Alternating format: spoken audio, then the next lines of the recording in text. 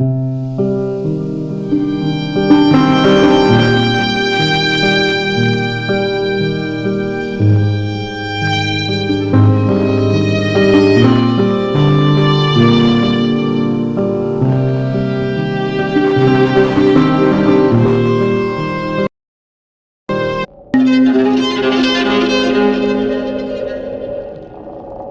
the end of the world, the Burnt One woke from a deep slumber, broken, deaf, and blinded.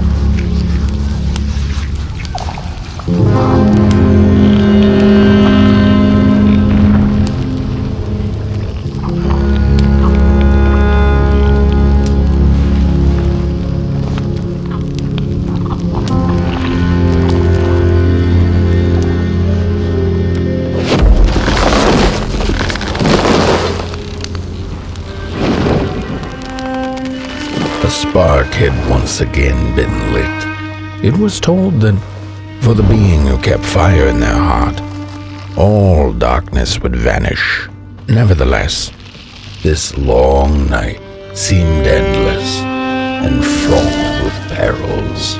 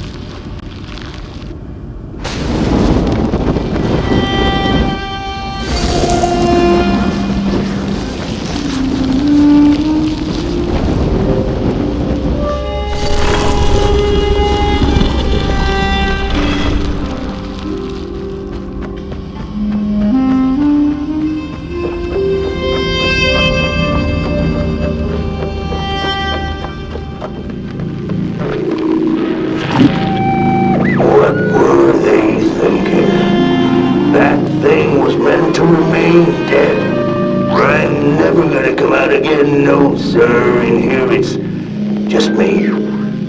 Some ragdoll with his mask. Alone in that piece. They burned it all away, and for what? Shine a little light on things? I can see just fine in the dark. In the dark, I can see everything clear as day. What were they thinking?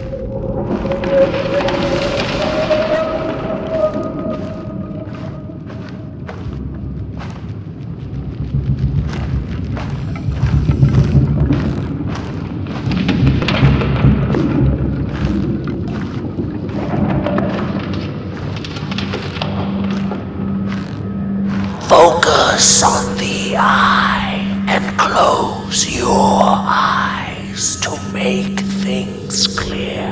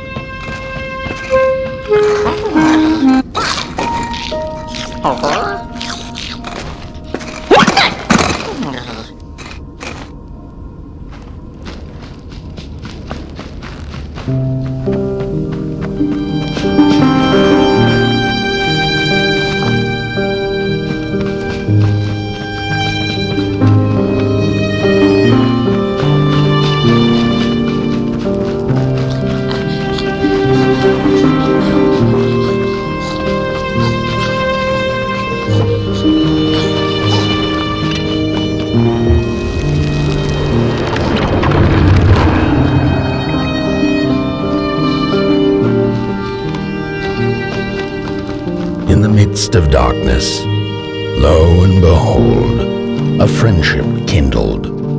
The fire that spread with it seemed so small against the vast night sky, small and flickering, but defiant.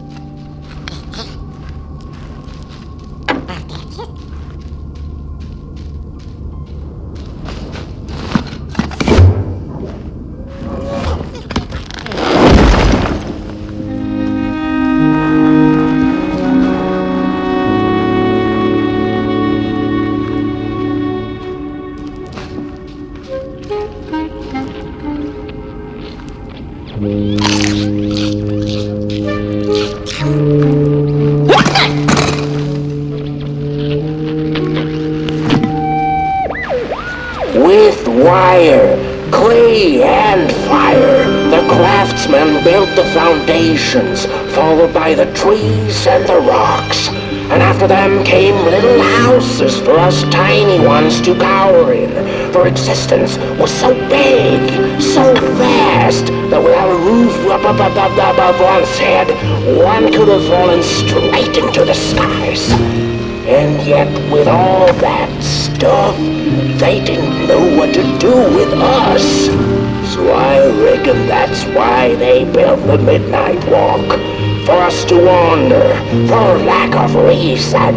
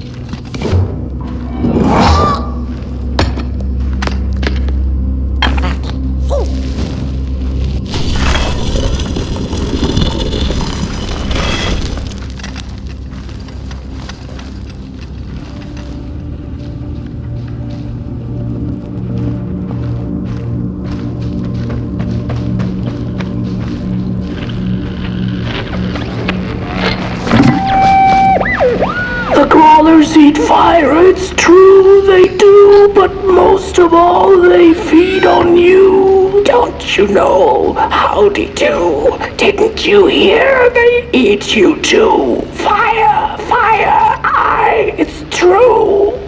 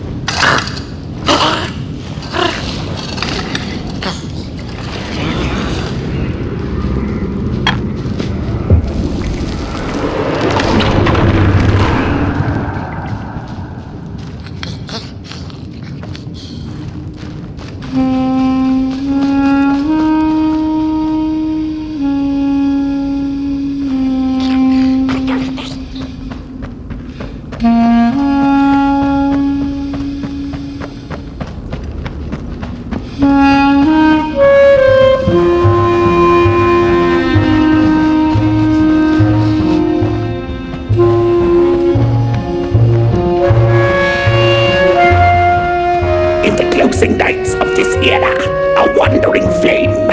How rare! A little potboy. This is already the end. Your potboy, the last ember of the work table that was. You are destined to carry this torch to Moon Mountain. It is inevitable. We must all partake. Your purpose burnt into clay. Your potboy must spread his fire. Walk now. Spread your fire. Walk, walk, walk. The soothsayers have spoken.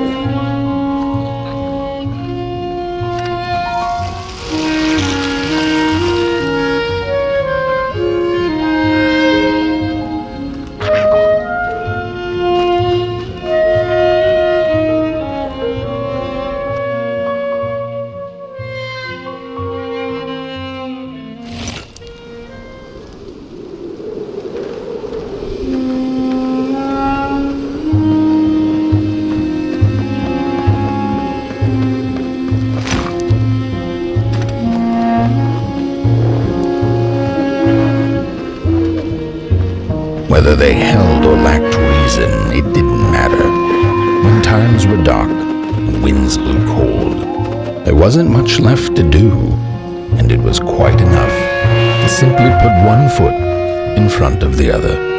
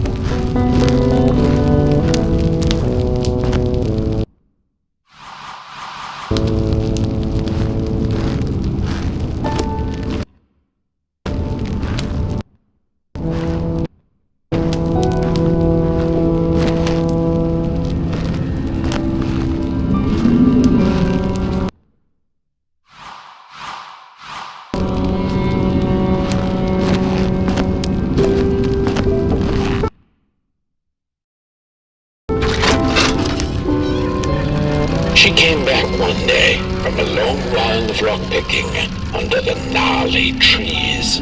Usually the Merkle had been fond of fall and the refreshing cool of winter, but this time it had been much too long for her taste. Even the sun seemed tired, and she had all the rocks she needed, so she decided to treat herself to a long nap.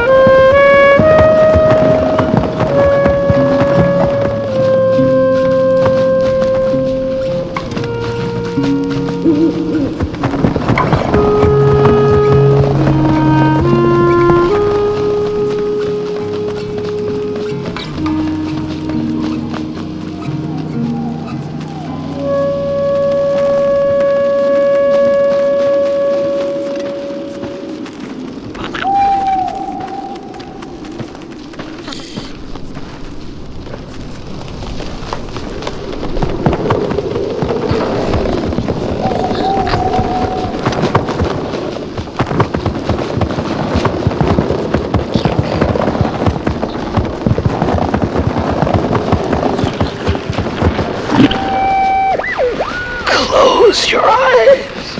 Listen. They sense you. They feel you. That's so beautiful.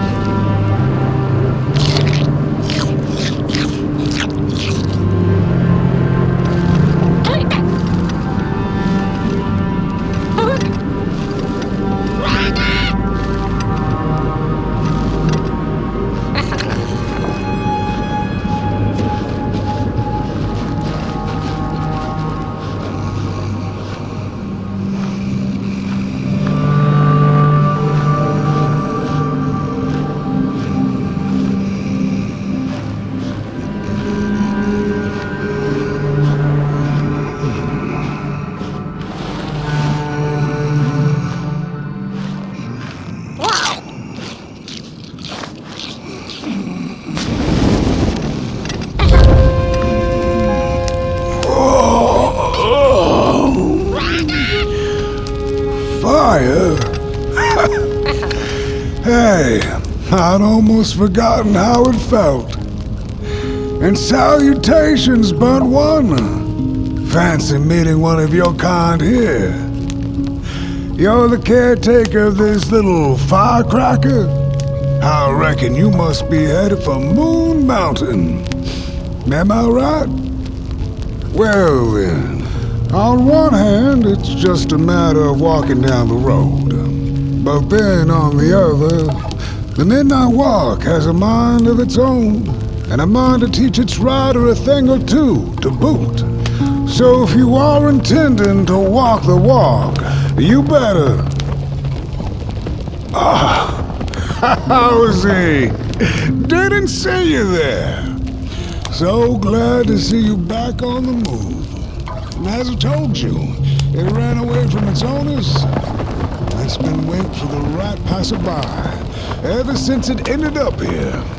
Well, Meg, don't let me keep y'all.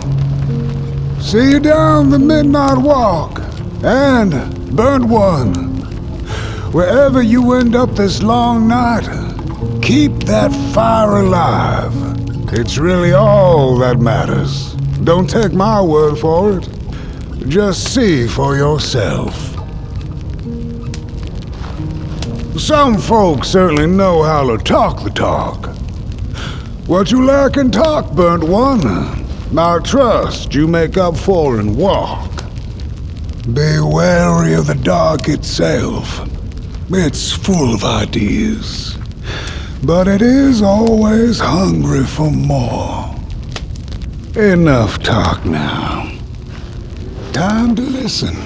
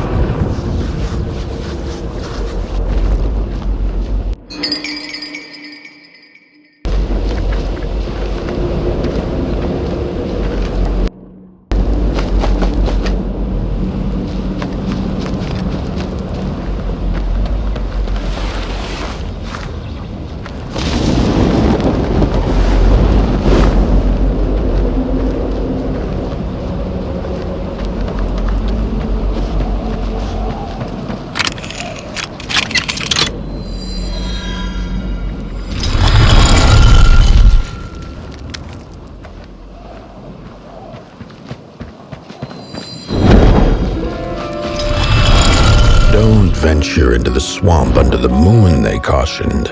There, wild eyes watch, and itching teeth yearn for succulent heads like ours.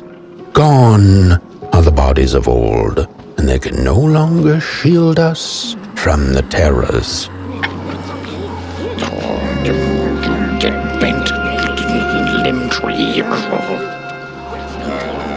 We don't take kindly to somebody's walking around here with 2 feet. Oh, look at those 2 arms swinging around. Disgusting. Look at those 2 arms swinging around. Disgusting.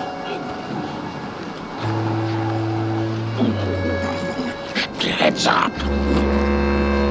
Oh, it was the return of the bodies. What are you looking at? No.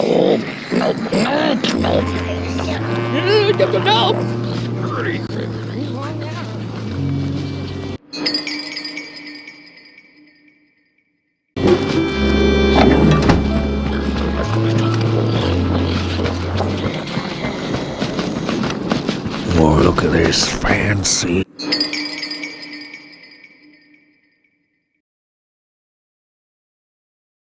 No, my stick! Give it back! No! Oh, my stick! My favorite stick! Oh.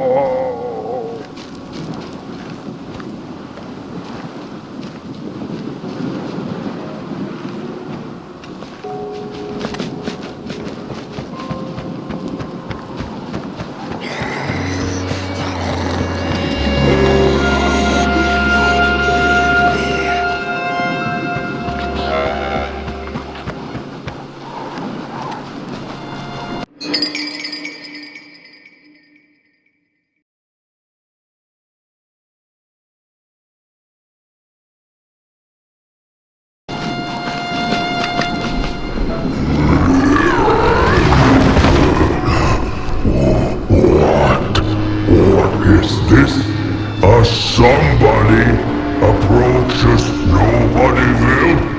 Your wretched limbs on the front to nobodyness. Unless your fire can prove itself useful, there will be no passage for you, limb tree. Go away.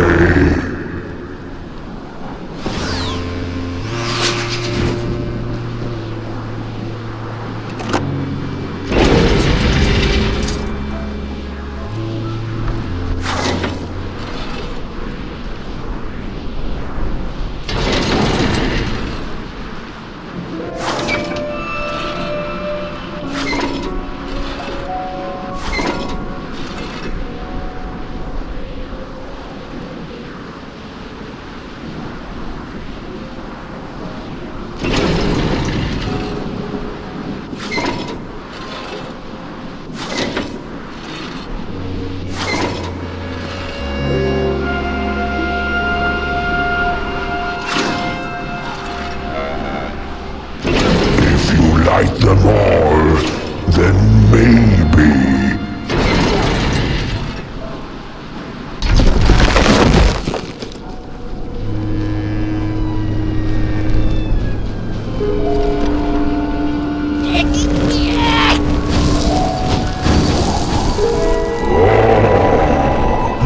The candles have not been lit since before the great beheading. Now fire is back. Maybe fire can help us with our Molgrim problem. The headmaster will decide. Enter, then.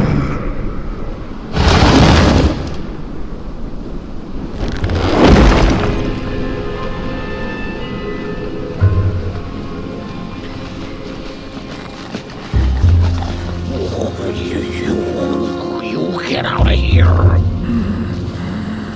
Oh, it was foretold. The return of the bodies.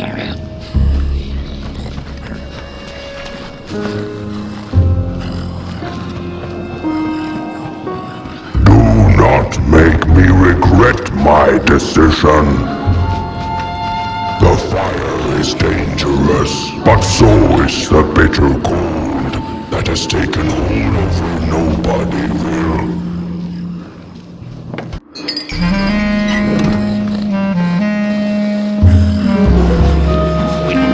Arms and legs.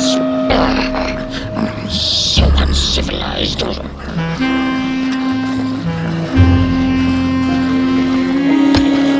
Look at those two arms swinging around. Disgusting.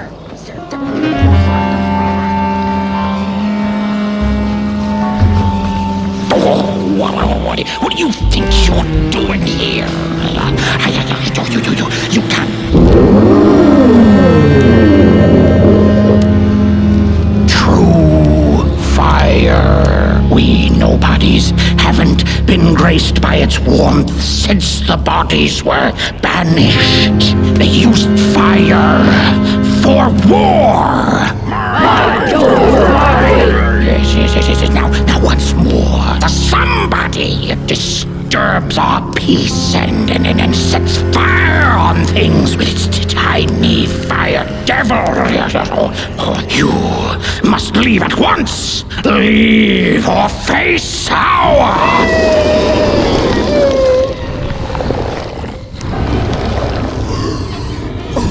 It's the mold! Grab it!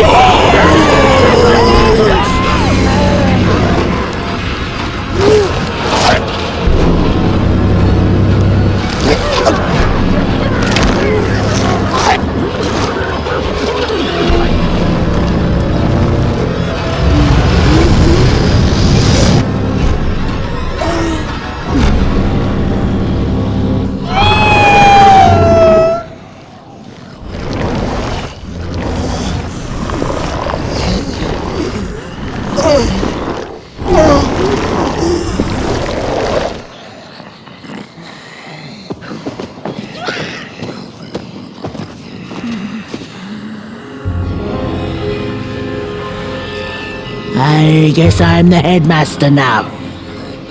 As you've observed with your own head globes, we have a problem. It is called the Mulgrim. Recently she has become bold, moving ever closer to Nobodyville. You should help us get rid of her. Yes, get rid of her. Tame her, just make it stop. And by the powers suddenly vested in me, I will, shall grant you passage through our fair Nobodyville. Here, take this. Blech.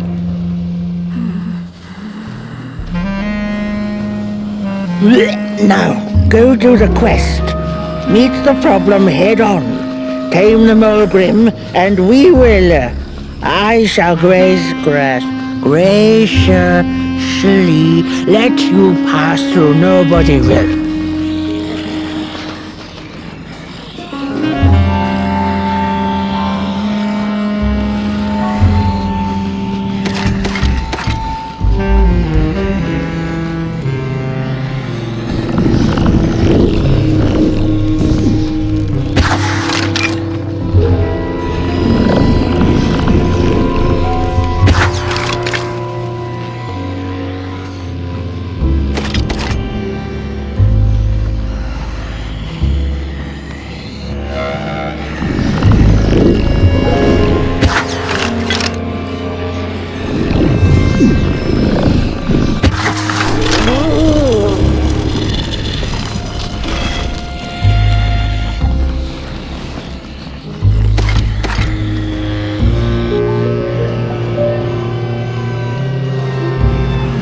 Heed my words, the Mulgrim will get you!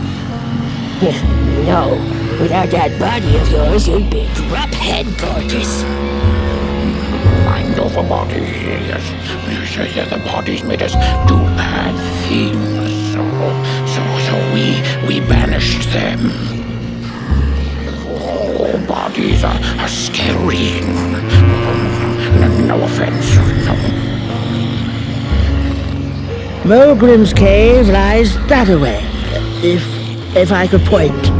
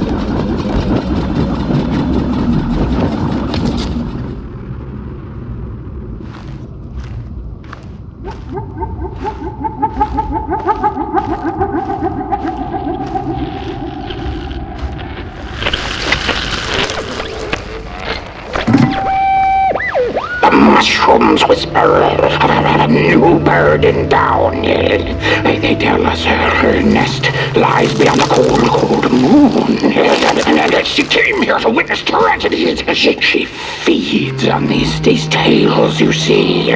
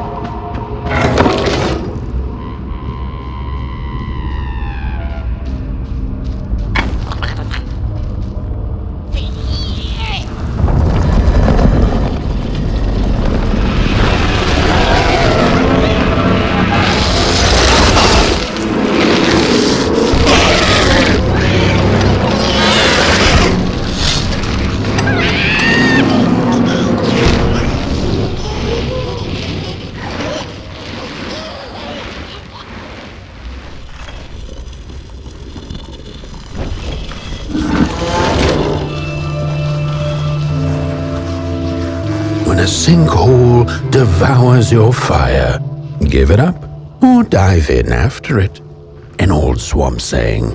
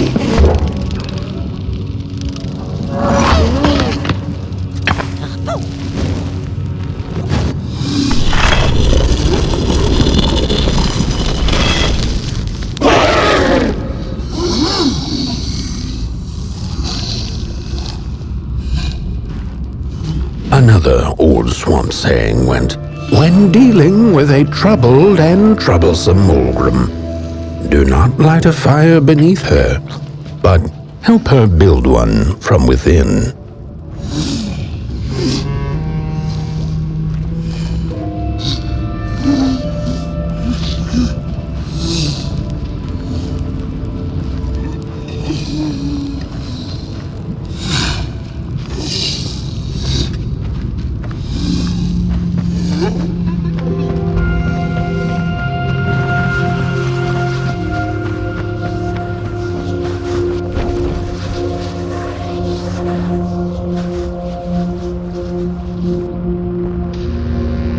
Oh, my neck hearkens the anguished howls of the Mulgrim, and the bitter patter of feet. A somebody and its flame, albeit a small one. 'Tis enough, perhaps. The Mulgrim's precious shards, they must be returned to her lair, to her cauldron. Only then may the cleansing fire burn.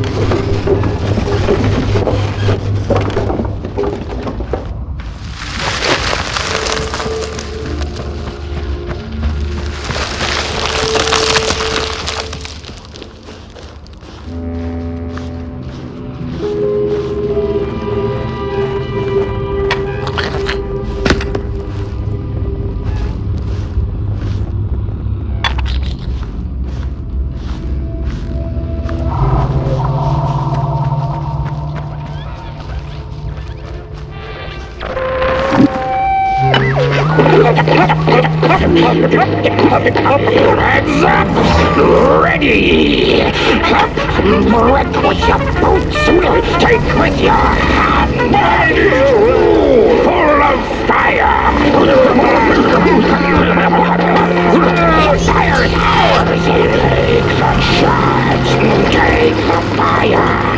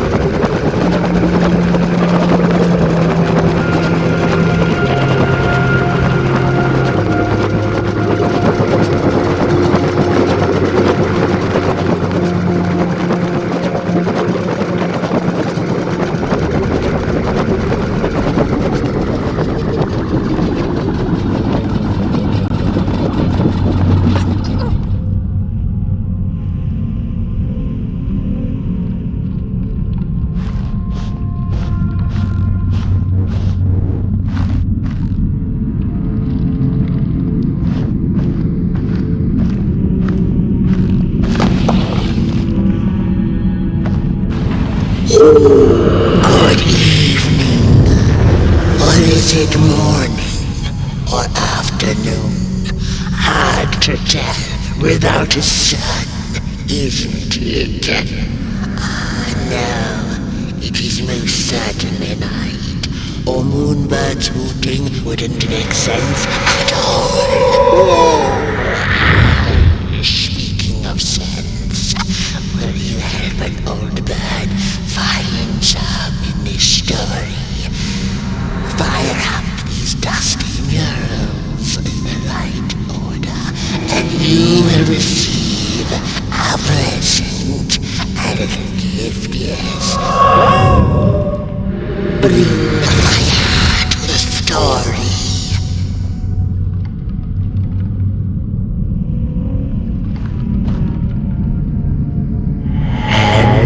The heads roll, the time of the volume begins, and you... Once upon a time, the Mogrims lived in peace.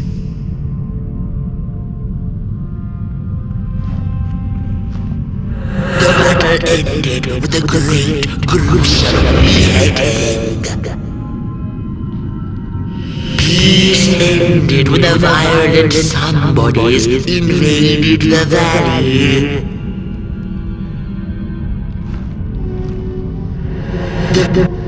The valley was taken, but then began the battle of the bodies. Intriguing.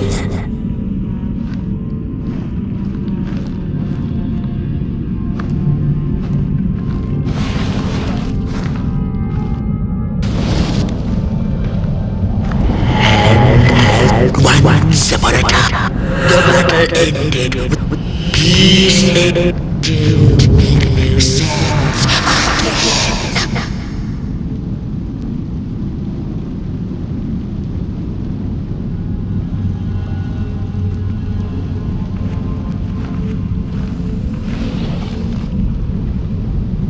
And as the heads roll, the time of the volume begins, and you... The battle ended with a great, gruesome beheading. Once upon a time, the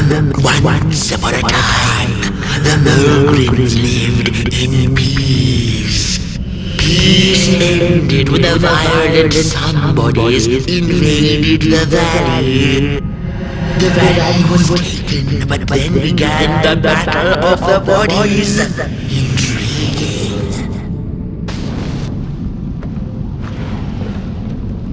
Peace ended when the valley was taken, but then began the battle of the bodies. The valley was taken. The battle ended with a great, gruesome The battle ended with a great, gruesome beheading. For time immemorial, the Mogrims had lived in the valley in peace, sharing good eatings and howlings around their fire, which they had inherited from the skies.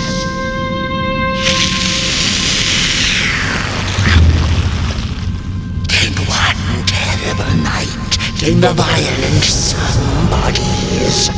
They hunted the Mogrims for sport and took their fire for themselves.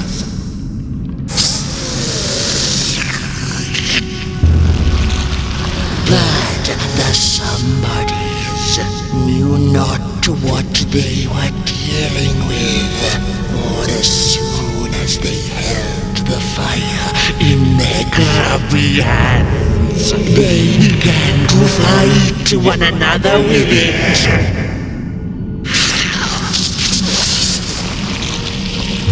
To save themselves from themselves, the cunning heads turned on their bodies and organized a great building. And so it was that somebodies became nobodies, and the bodies were exiled. A time of peace ensue, or so the headlings thought.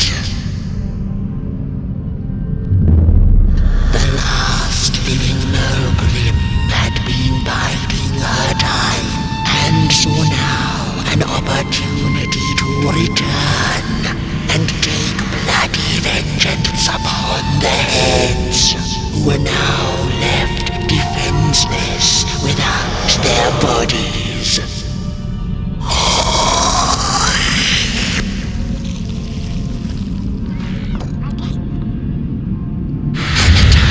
Of the Mogrim begins anew, a storied meal indeed.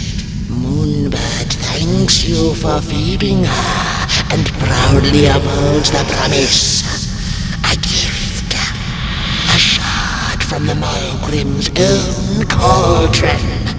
It looked so shiny in the moonlight. Moonbird simply had to take it.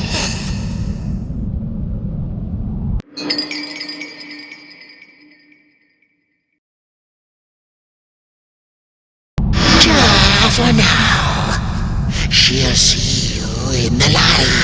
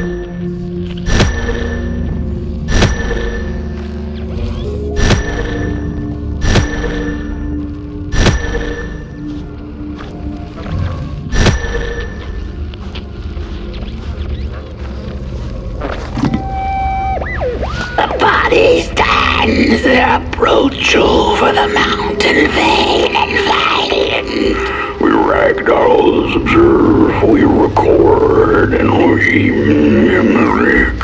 Their faces wear masks they do not know. What the sordid yearning hides behind. The sands will tell. We put on a mask, we perform, and we put on a show.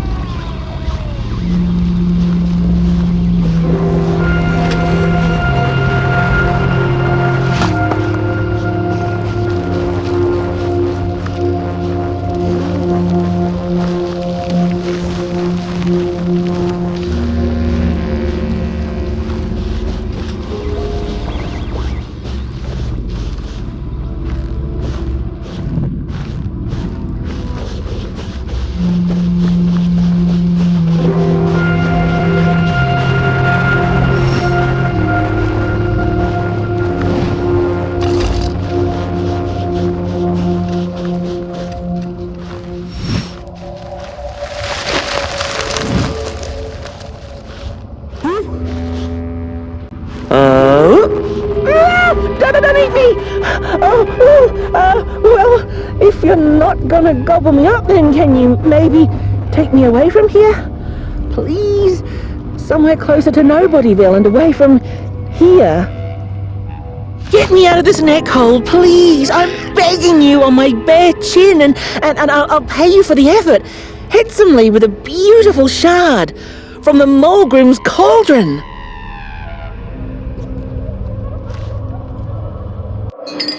I have the Mulgrim's Cauldron Shard just waiting to be yours.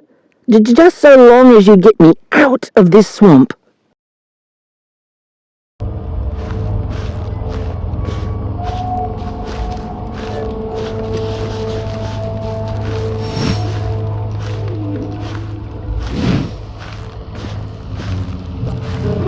She's here!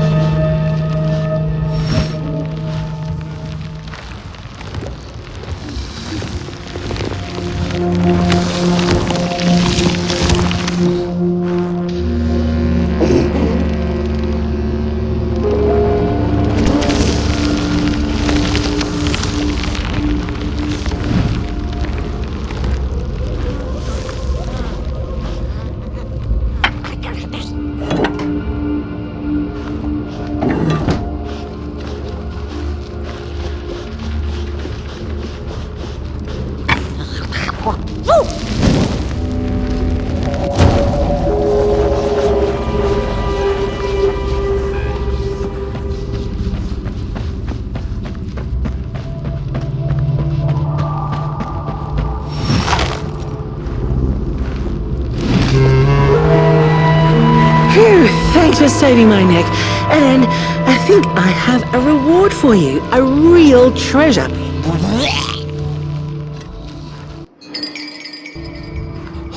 There you go.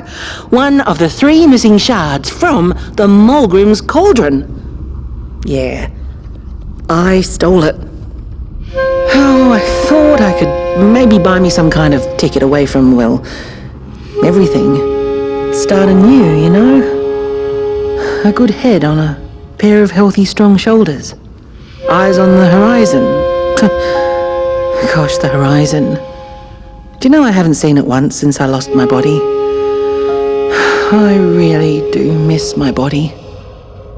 It's a real shame when you think about it, you know? The things that we do to ourselves, to one another. What we did to her, kind. All in the name of some sort of control. It doesn't make sense.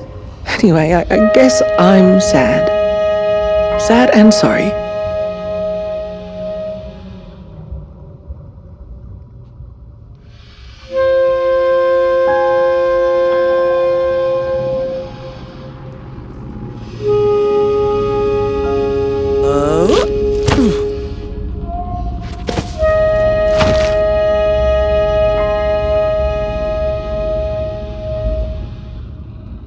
Hey, thanks. You're a great listener. You know that? Just take care of that shard now. And maybe put it back where it belongs and... yeah. Goodbye. The ragdoll's whisper of one shard kept by the dark itself. Another was stolen by the greedy moonbird up in the hilltops. The last one, perhaps the cowardly head knows.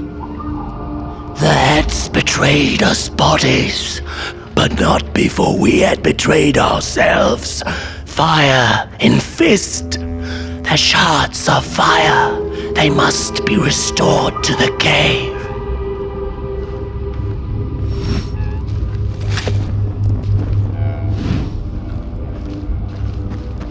It's easy to lose one's head when everything you love is either gone, broken, or dead. Yet another forgotten swamp saying.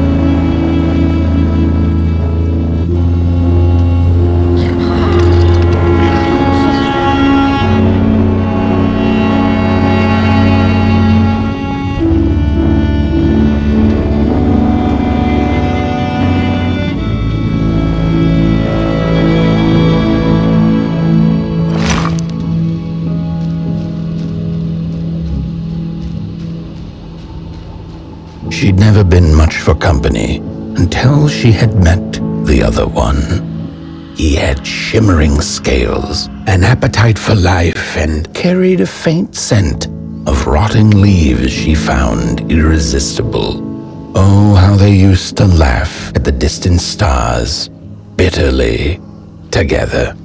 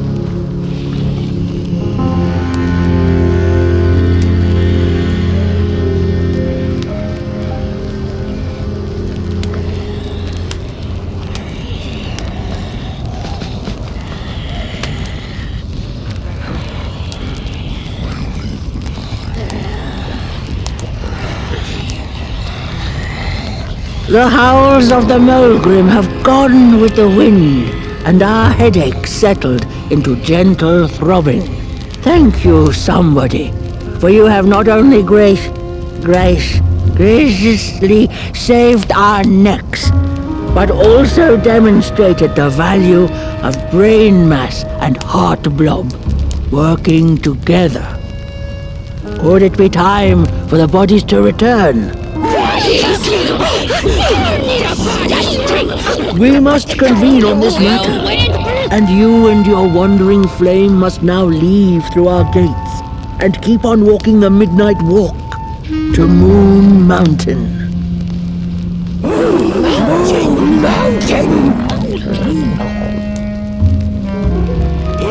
go, somebody. This key will open the town gates. The mountain once again beckons, and the call is answered. Fare thee well, and take good care of your flame.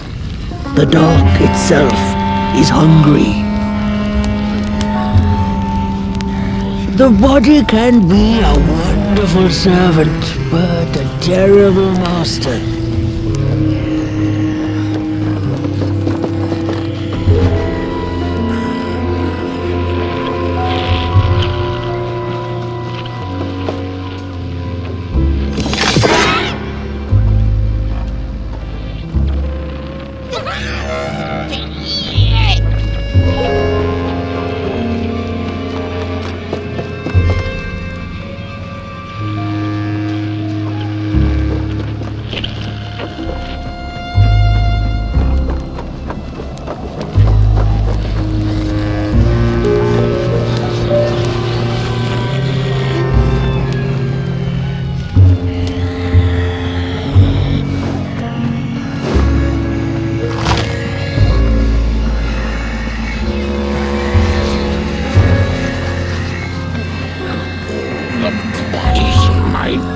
Be returning heads on now.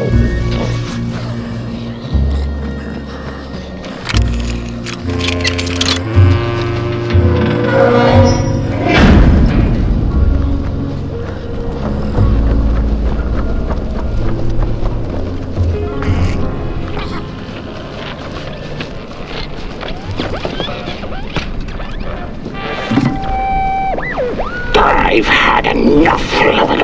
First it was the big Mulgrim hunt, and then they forced us out into that make-a-forgiven swamp. I hate hiking, and then when we had nothing left to hunt, we started fighting each other, and then Mr. Mayor gets this grand idea that we should chop our own heads off and banish our bodies out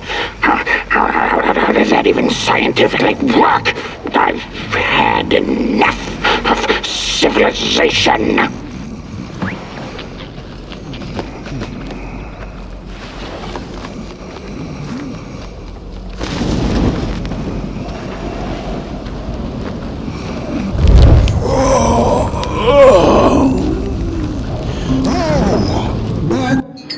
Swamp detour, huh? Hope the heads didn't give you too much trouble.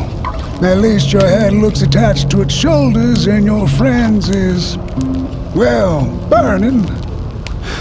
So do not despair.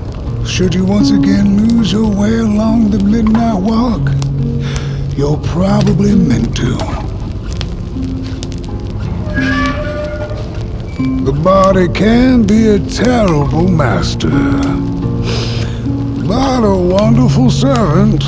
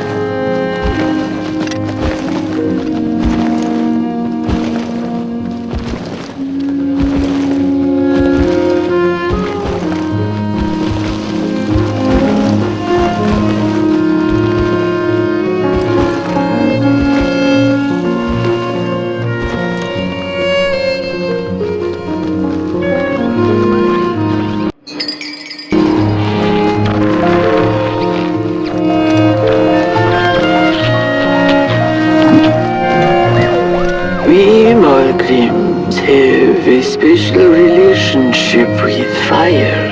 We do not cook over it, we do not shed tales around it.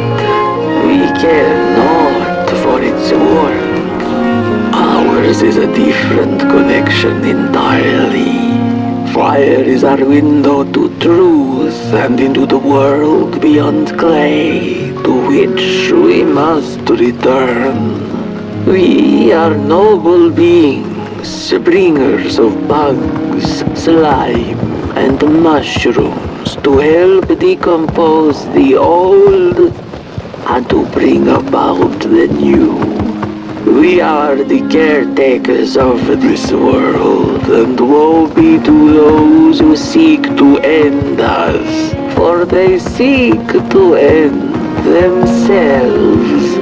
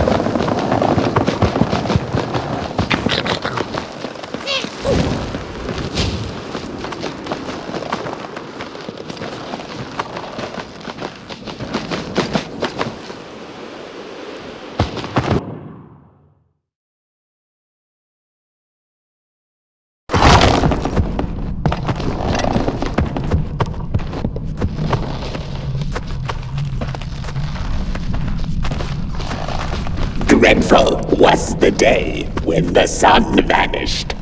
The waters dried up, birds went quiet, and the dark itself seeped unchecked into the work table as the cold, chewed paper moon rose over the mountain. The night that followed would be long as the midnight walk. The Burnt One was there. You do not remember, but you feel it, don't you? You are reborn when need arises. This night, Potboy needs you, and Moon Mountain beckons. Its call irresistible. A storm is coming. The soothsayers have spoken.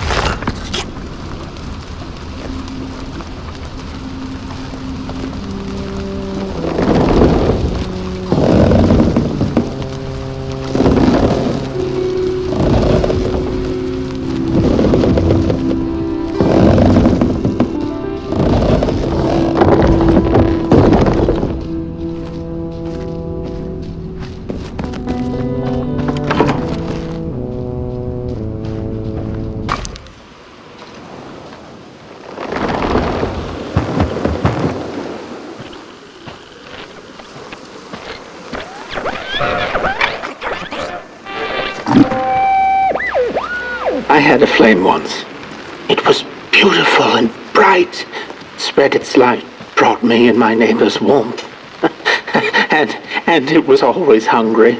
No matter how much I fed it, it kept on growing and growing. And one day it got big enough to start walking the long road. I didn't guide it. It dragged me along for the ride. I followed it for a long time. Would the road ever end? What was the point of the walk? Things kind of spiraled.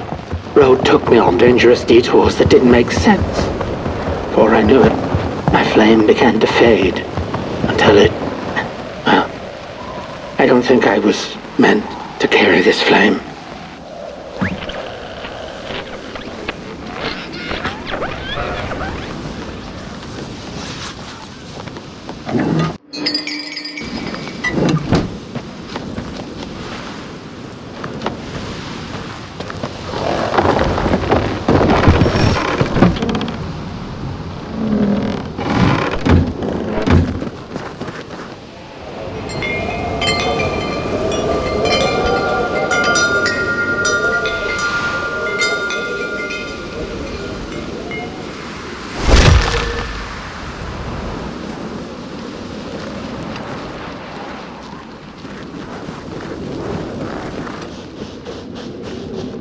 There once was a freezing cat who was looking for shelter when she came across a dark cave.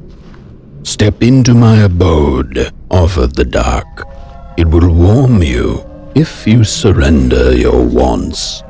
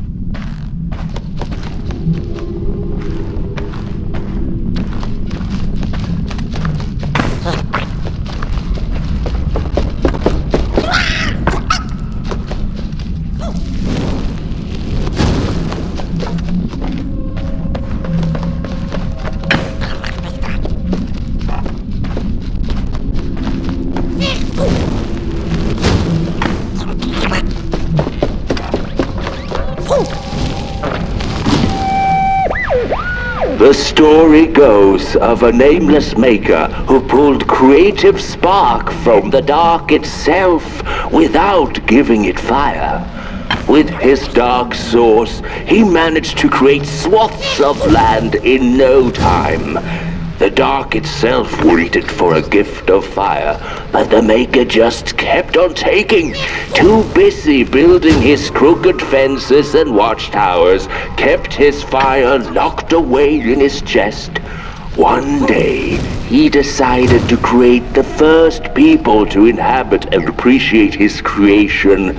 It was then that the dark corrupted the maker's clay, guided his greedy hands into creating not people, but the first of the fire-eating crawlers. And they crawled into this world, absolutely starving.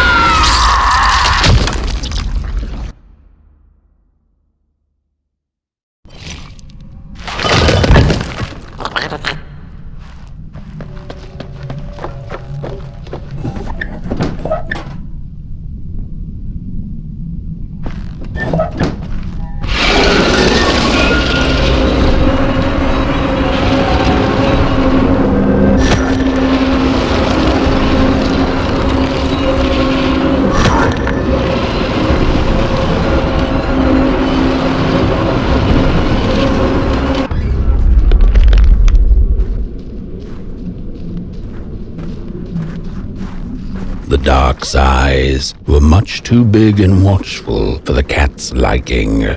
She went on to find warmth somewhere else.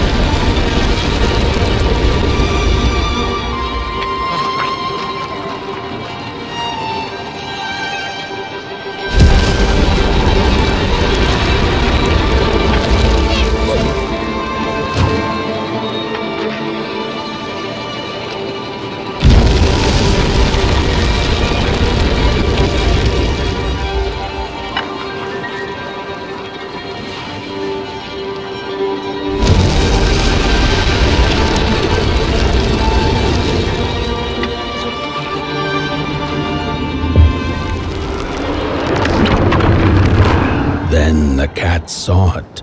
Rooftops piercing the sky. Approaching the town, she was greeted by a crone. "Come, kitty, kitty, you must be tired. Sit in my lap. Share your soft fur, and I shall warm you for a spell."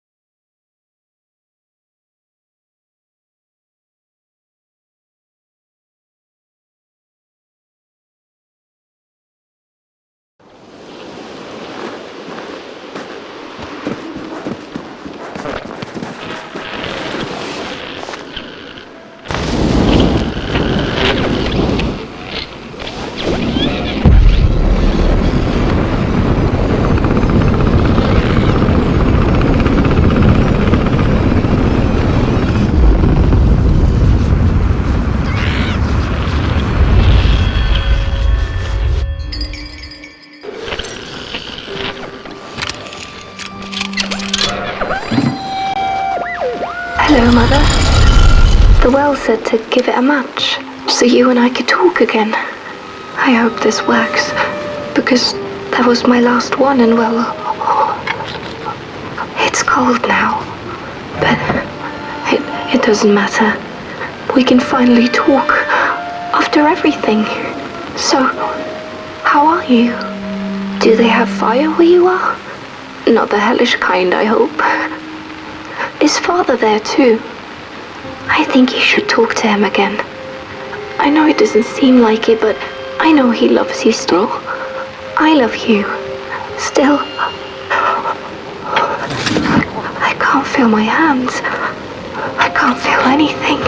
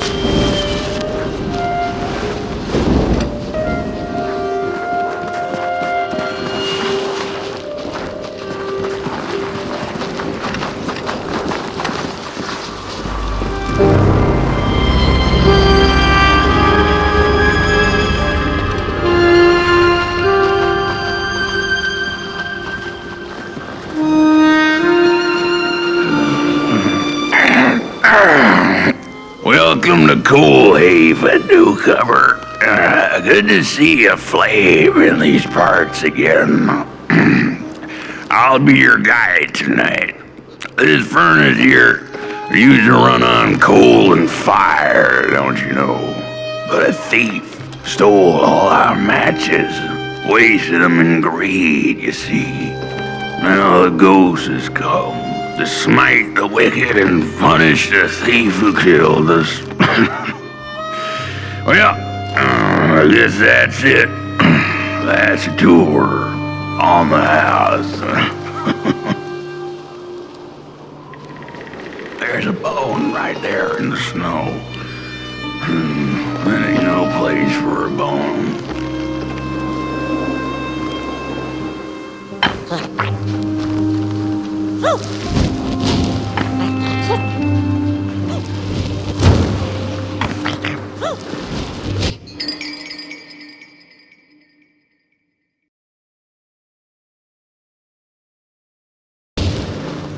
What do I know?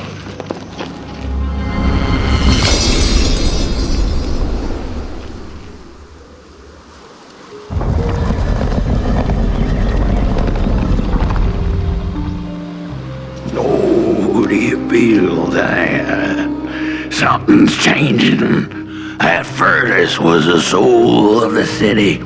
We used to worship it, us coal miners did. Fed it trees and fire like it was a hungry, angry god. This broken body's going nowhere, but yours is. Walk the streets, listen. Just don't believe everything the half-dead say.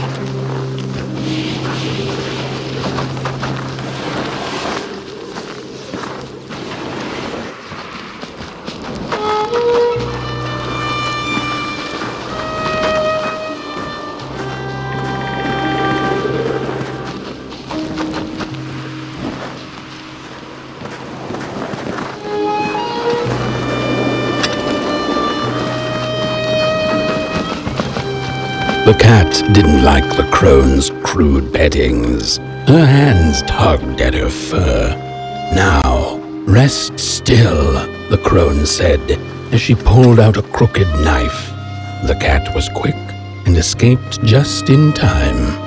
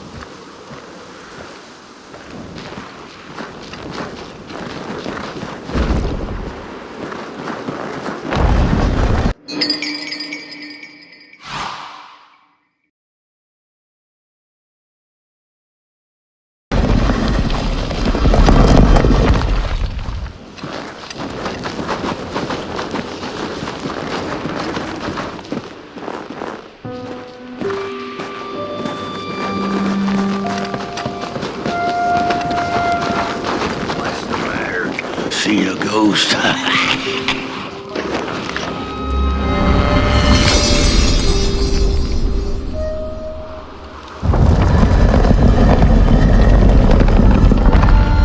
The thief loved the stars. Would have plucked them out of the sky if it were possible.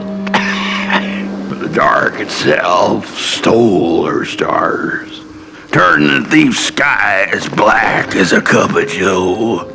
And so the thief began to steal matches and lit them, hundreds of them, like little stars of her own.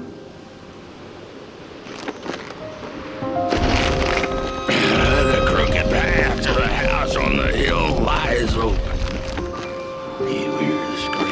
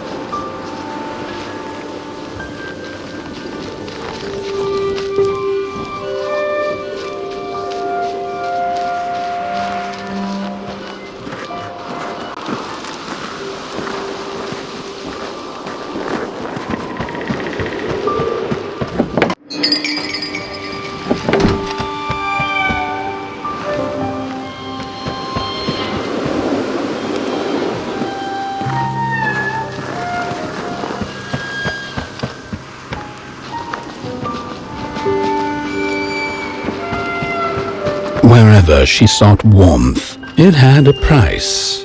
The miners needed the cat to get rid of the rats, and the vicar wanted her protection from bad luck. Bony hands reached out from all around her, trying to grab her.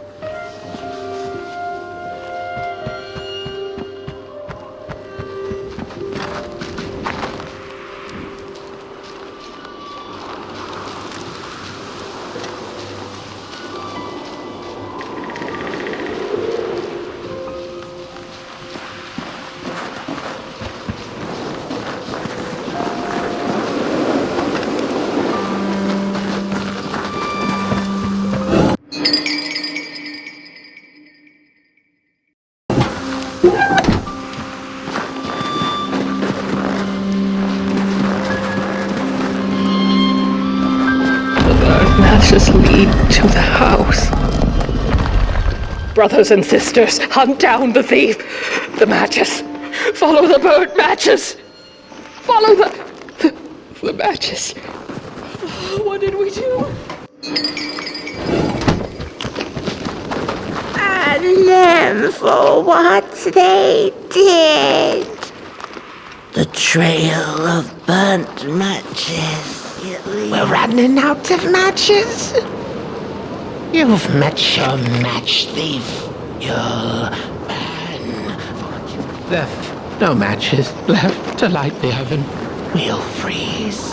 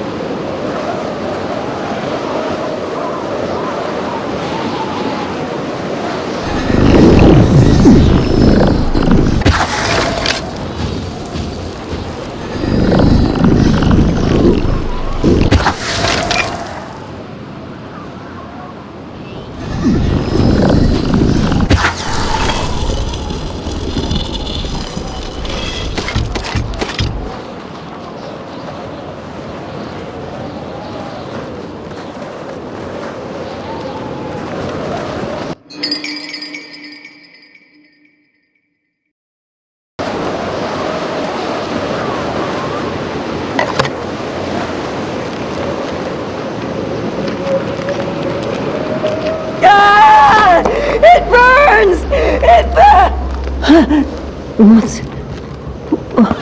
This isn't my body. The fire, did we snuff it out? Where's... Did I save them? The house. It's ruined. Well, it wasn't supposed to go down that way. They locked the door, threw the key into the woods. Huh. There was so much anger, and now there's nothing. This body is so uncomfortable.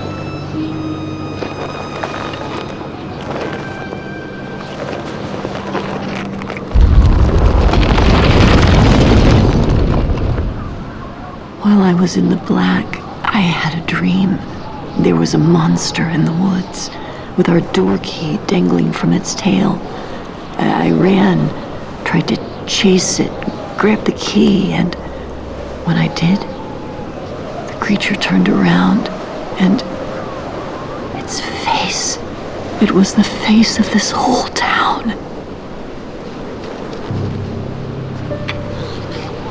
The key. I have to find the key. In the woods, where the wild things rest.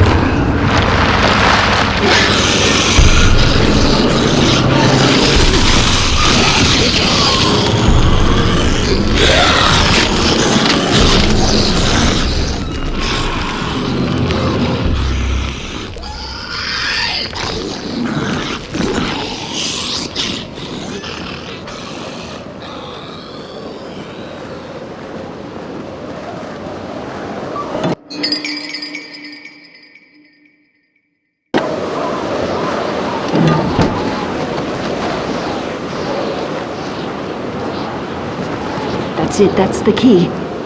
Unlock the door. Please. I want to see my home again.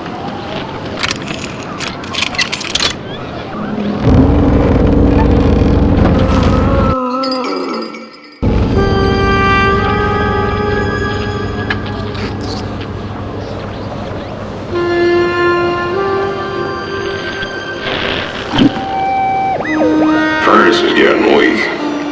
Council says we're running out of matches. We'll have to harvest more trees then. I don't like it. Losing the forest like this. Not like we have a choice. Mom, Dad! Oh, Curly, you startled me. They're coming here! All of them! What's that you're holding?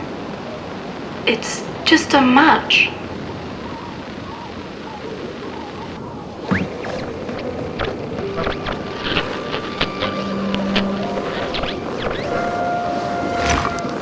The cat felt as if the walls around her were growing taller, the alleyways narrowing.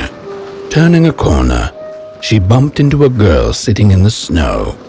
In her bony little hands, a lit match. "What do you think of my star?" the girl asked. "Isn't it pretty?" On the hill lies open.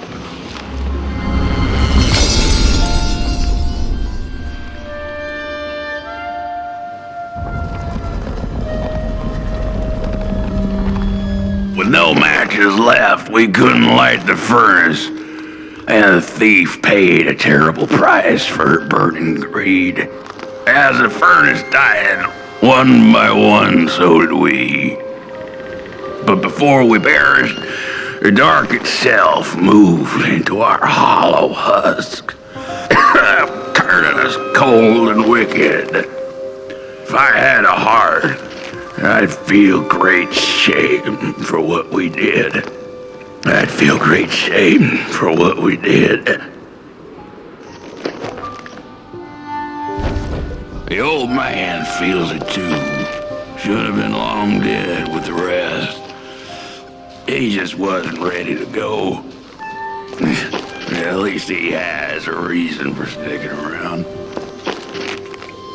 This just in. Little bird whispered that the old man wants his song back. Now what the heck does that mean? Am I right?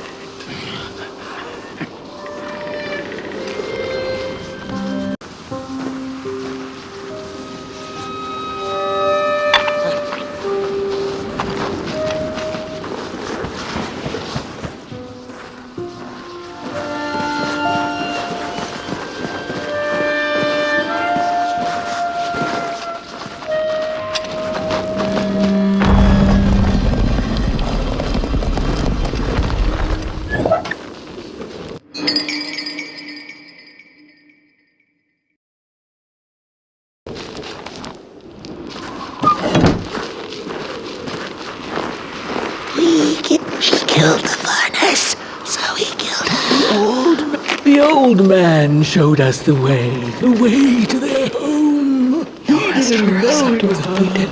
Otherwise, he'd kept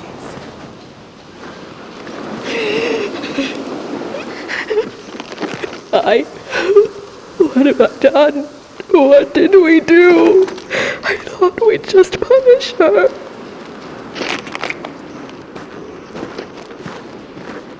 Shame. The furnace died, so we had nothing left but justice. Sweet justice. Justice won't keep us warm. Shame won't keep us warm.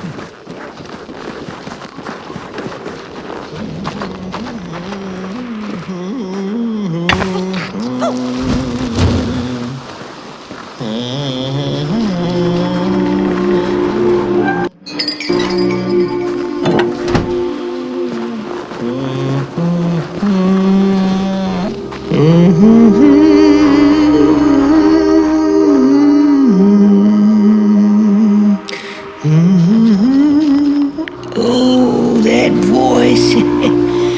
What I wouldn't give to hear her sing again. Those sweet, sweet tunes like fallen leaves of the trees that were. Such a waste. Such a shame. I wish I could hear her sing again. Just once. Just once. Oh, I know she stole from us. I know what she did to our town. But she could sing.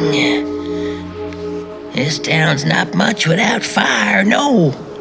But it's even less without song. If I could just hear that lullaby one last time, I know I'd be able to move on. I know I captured it once in a melody-keeping head of clay, so she could hear her beauty for herself. But I dropped it in the woods that horrible night. I was mad, so very mad.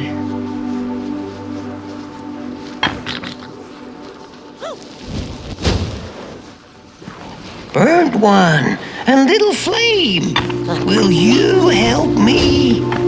Please, I'm too weak. Find the clay head, keep her of a song like hers. It went sorta like,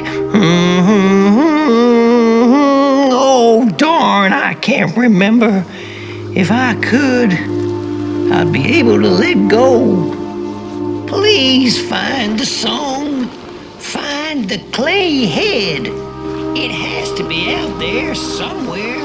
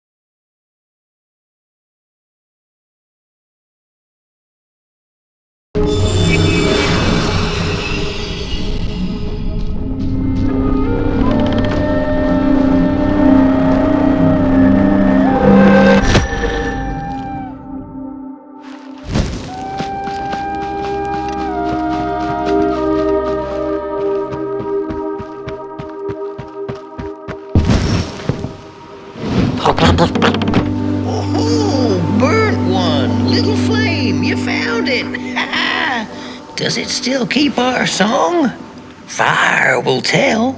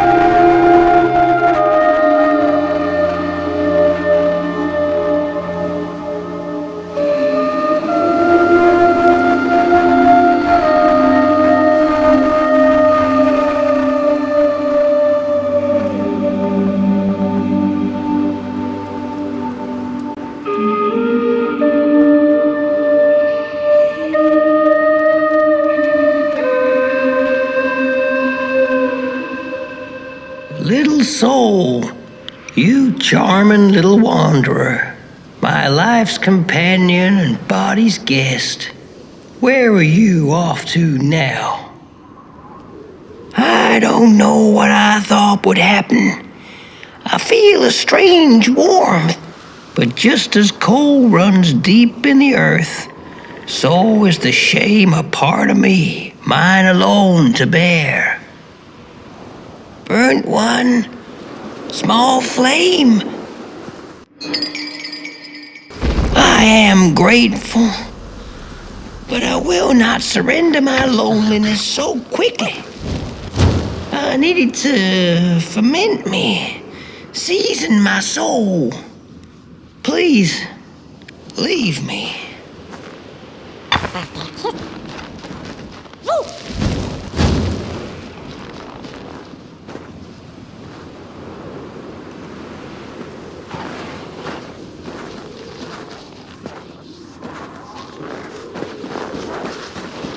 The girl offered her burning match, her last star, but the cat could tell she needed it all for herself.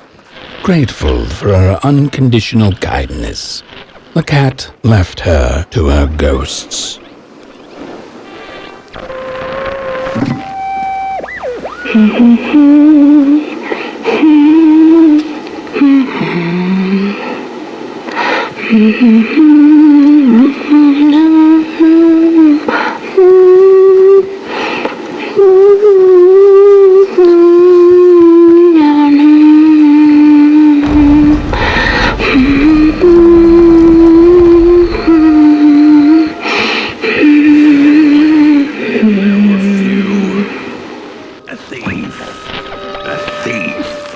Is the cause of our doom and shame.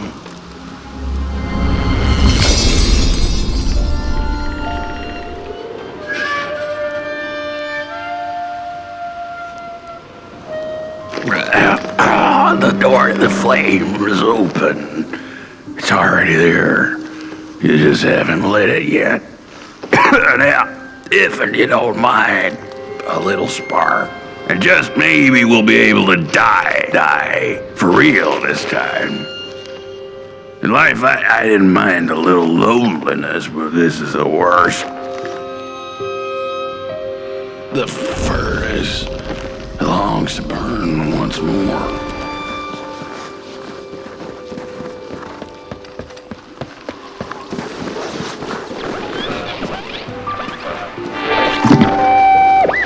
How could this happen?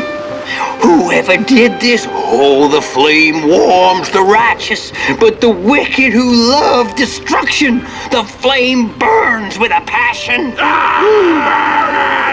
Only warm the furnace! Feed the thief to the furnace! Feed the thief to the furnace!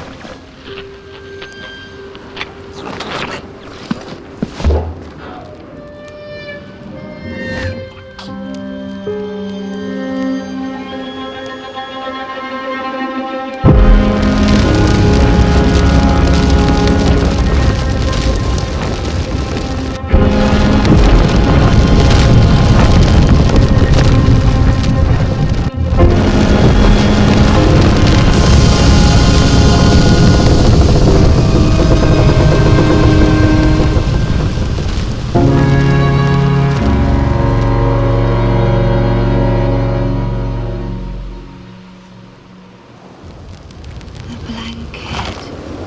Take it. It's so heavy.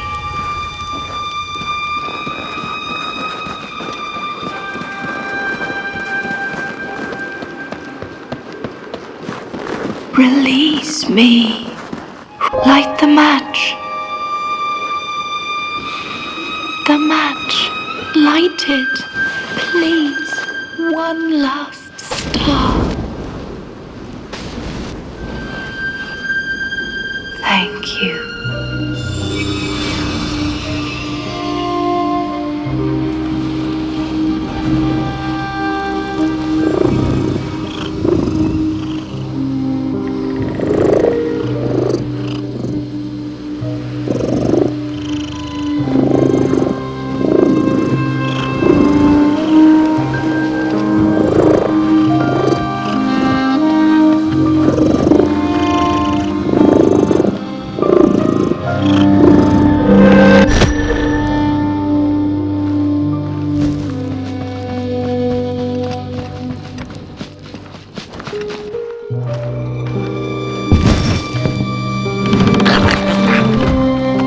The cat finally settled in front of a giant burning furnace. In its bright flames, she could glimpse a dark future. This did not matter to her, for now she was eternally warm and at peace.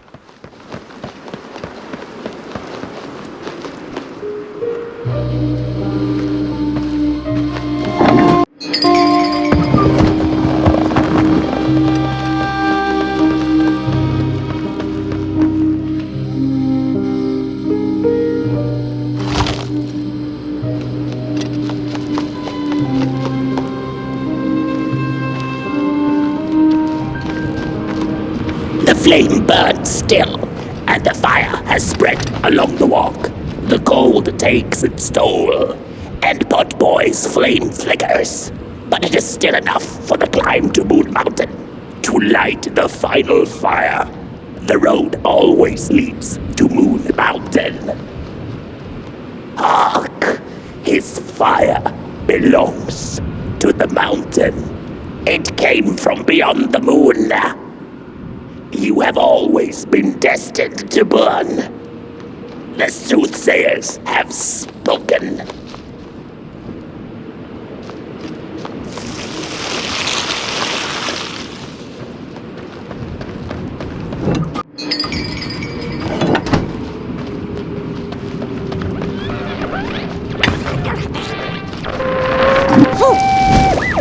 There's a fella who watches over the midnight walk, pointy hat and hollow gaze. He's been around longer than you or I. Some say he was one of the first sculptures to have breath. Some say he's not from around here, but from another maker's work table entirely. Some say he's seen what lies beyond Moon Mountain. But I just think he's lost like the rest of us, and he's waiting for the right one to come along. Waiting for something that'll give him that eureka for his song. He keeps his banjo by his side, but he never plays it. Strange, but he's in no hurry. He's got all the time in the world.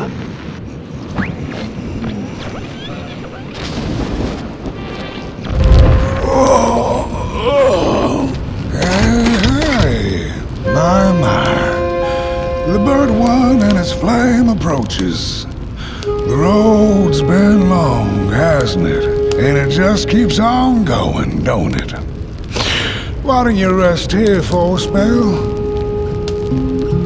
Change is in the air. Warm winds coming in from Coldhaven. I trust you're not pushing that little flame of yours too hard. He is mighty, no question about it. But between you and me, he still has a ways to go until Moon Mountain. Heck, it ain't my place to tell you how to tend your flame. I'm sure you'll be fine. You'll be just fine.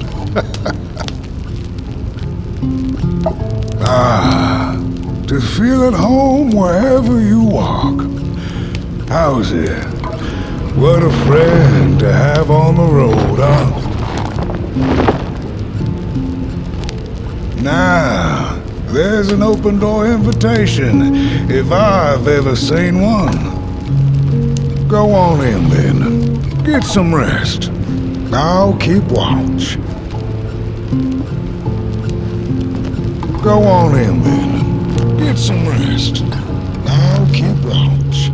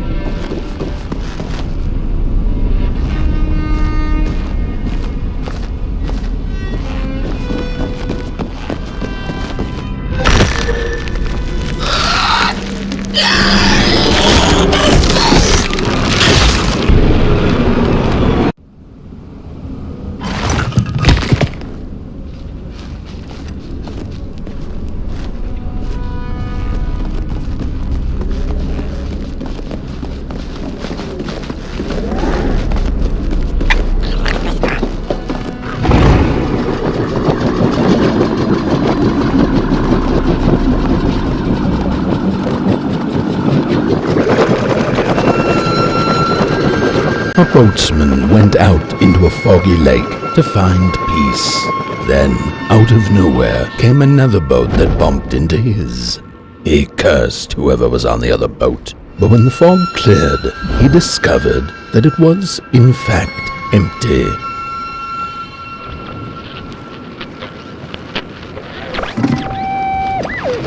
These sarcophagi are molds, rebirthing the bodies of the burnt one. Failure after failure, they keep coming back.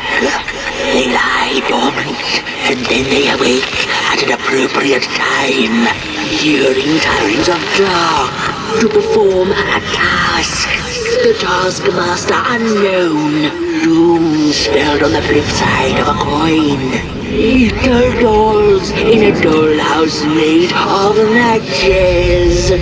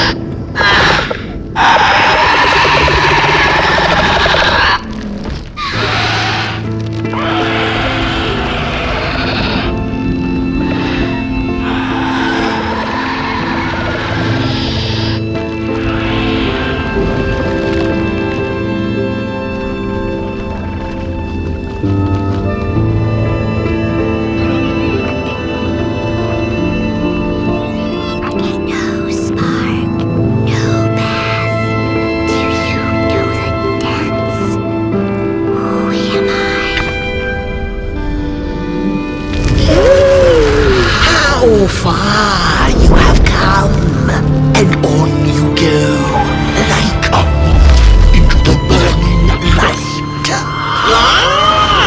But behold, a craftsman, one of the first beings ever to wander the clay. Like you, his heart is ashen, barren, yet ripe for tasty stories.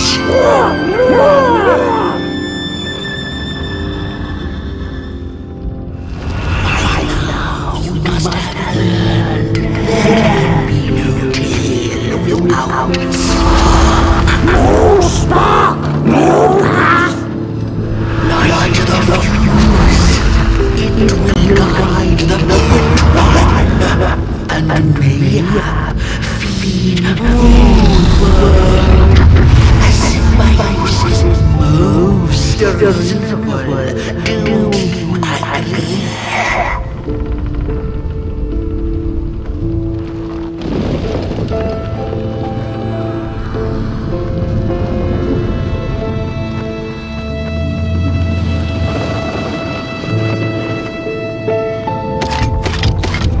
Nothing without feathers can leave this place. So long as the craftsman laments, lost in his terrible maze you are, so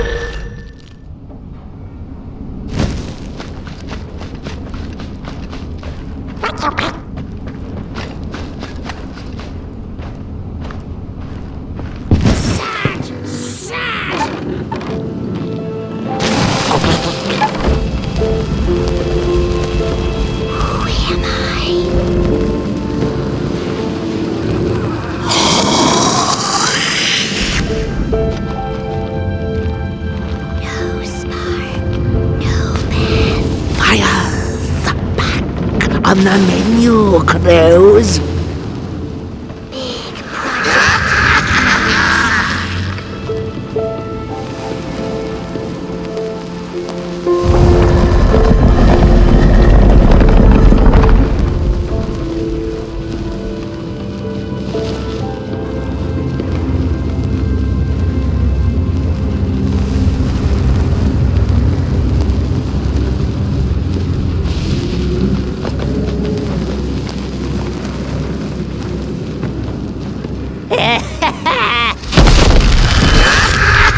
I see you. Not to crawl closer, Moonbird.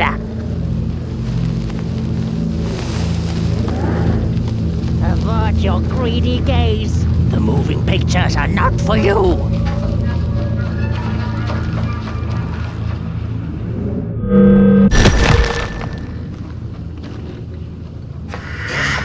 I will rain fire upon your greedy shadow.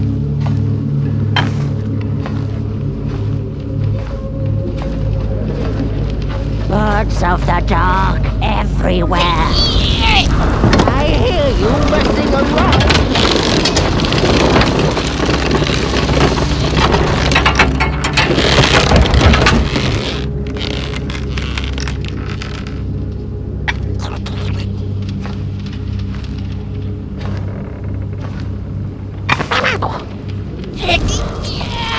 I hear you messing around.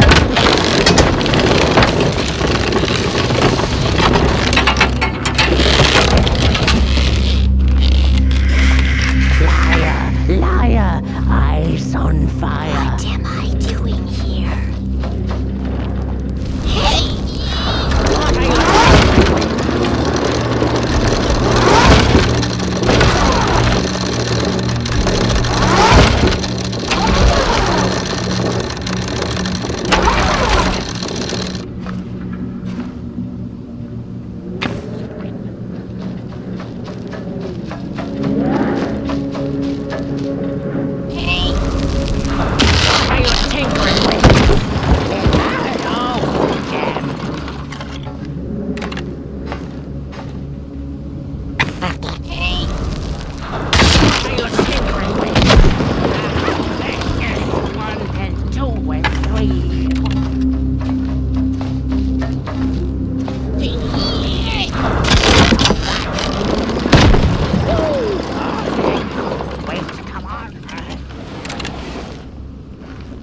I see you, not to crawl closer, Moonbird.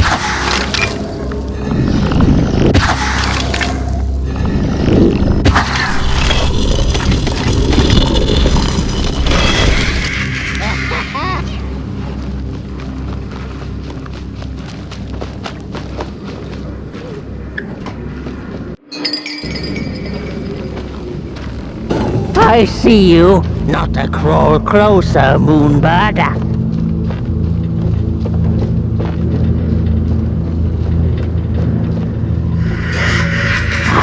Eyes, ever watchful, they want our stories. The pictures, they're moving again. Forbidden. It is forbidden. It is forbidden. Hush, no talking in the theater, fools.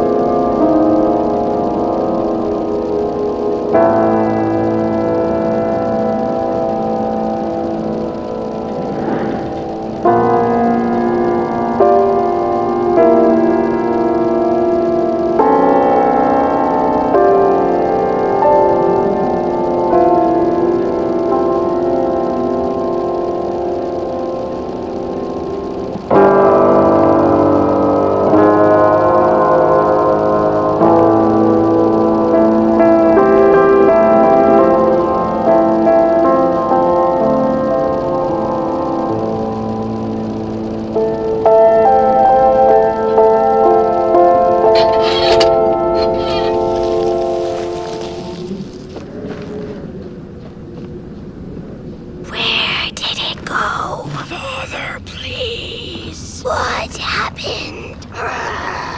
More stories. Stories. How I cherish them. Real as clay, as palpable as the midnight air. They're all we have left once the dark has taken the last campfire from us.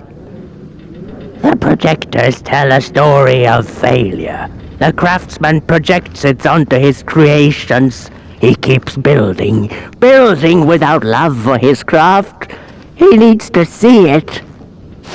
Well, yours might not be a movie I would watch, but a story is a story. There's a special kind of dark pit reserved for those who talk in theaters. Go with your lantern, fire up the forbidden projectors.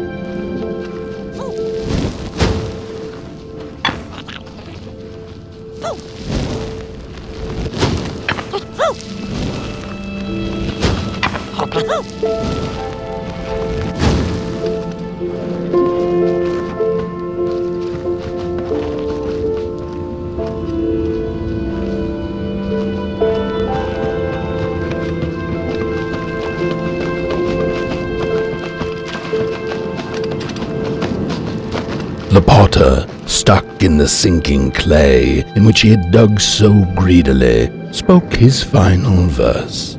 Here was I born, and here I lived. My refuge was the clay, and now the clay has played me false in a most grievous way.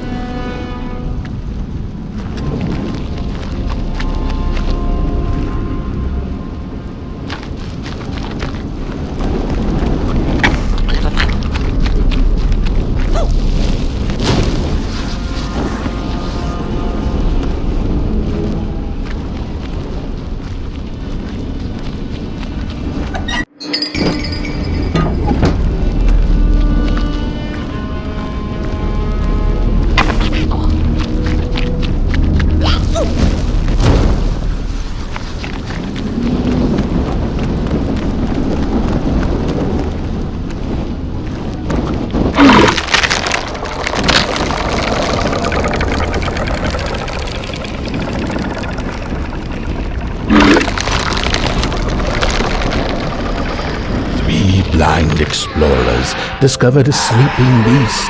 Each of them touched it and described it to one another.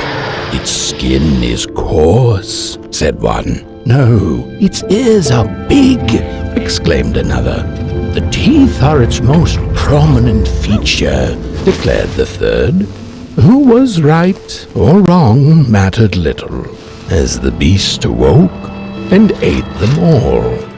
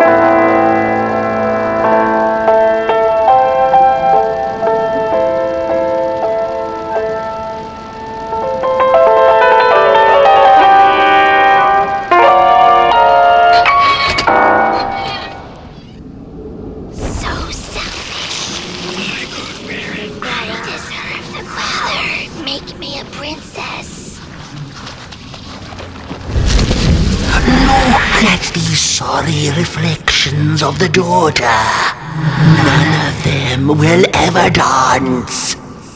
Ever feel the warmth of their maker's heart. They can never be enough.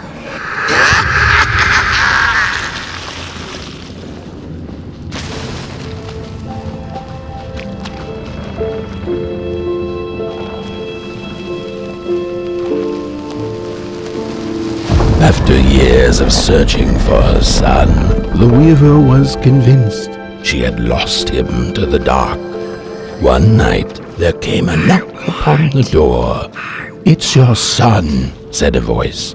"Please let me in." Thinking this was some cruel spirit come to mock her grief, she remained silent until her son gave up and left, never to return again.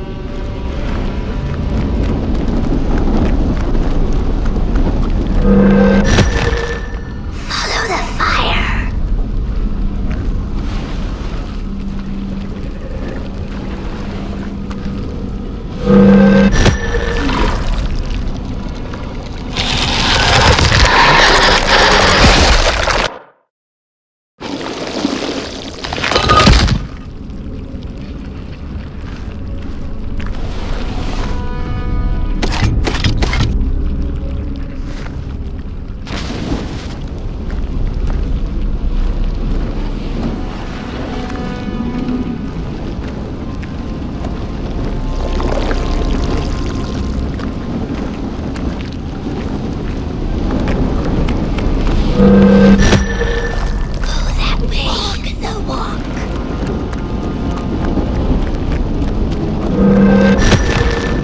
Follow the fire.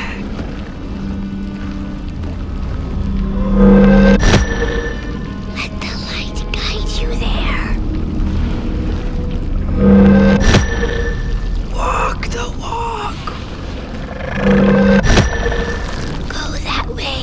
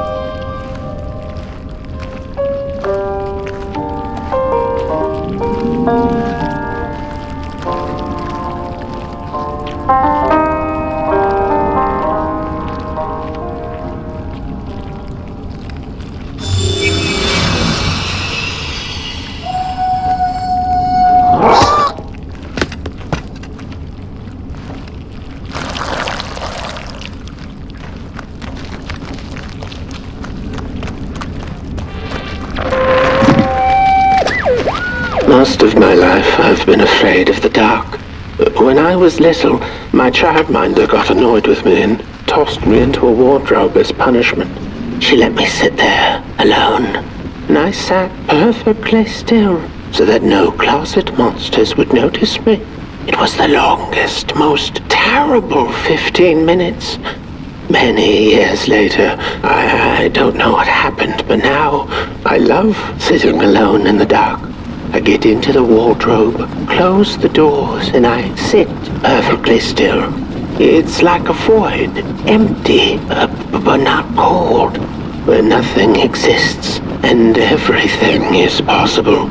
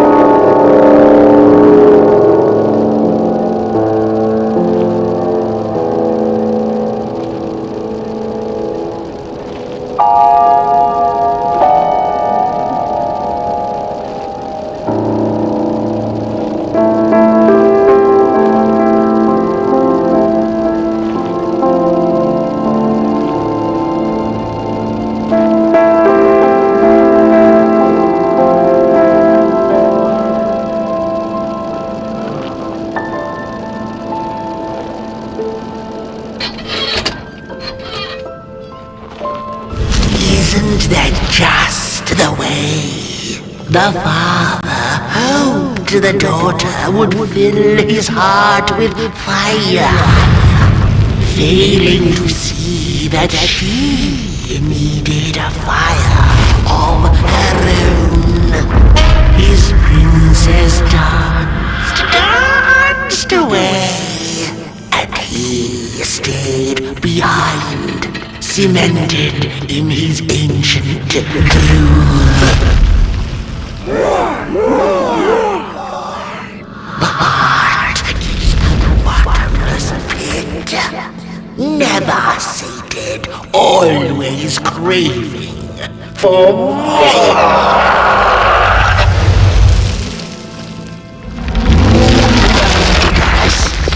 Enough! Keep on walking the midnight walking, Burnt One, all the way to your infernal doom. She will be there to gobble up the embers.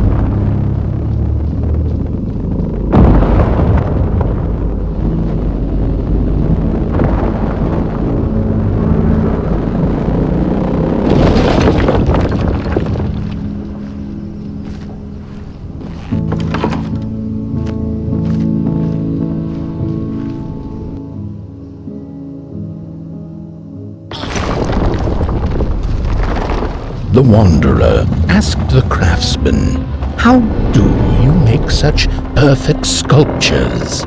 To which he replied, "Oh, there's nothing to it really. I go into the dark woods. I find the sculpture already waiting inside a tree. And then it's just a matter of carving it out."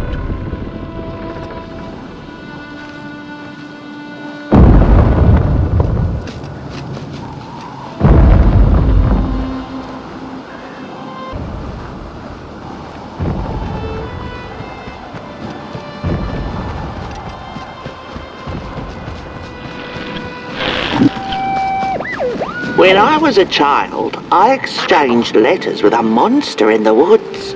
We were best pals, and we shared all our secrets with each other. One day, my sister told me that the monster wasn't real, that she'd written me all those letters to play a joke on me. But the joke's on her, because I knew the truth about the monster in the woods, and we exchange letters to this day.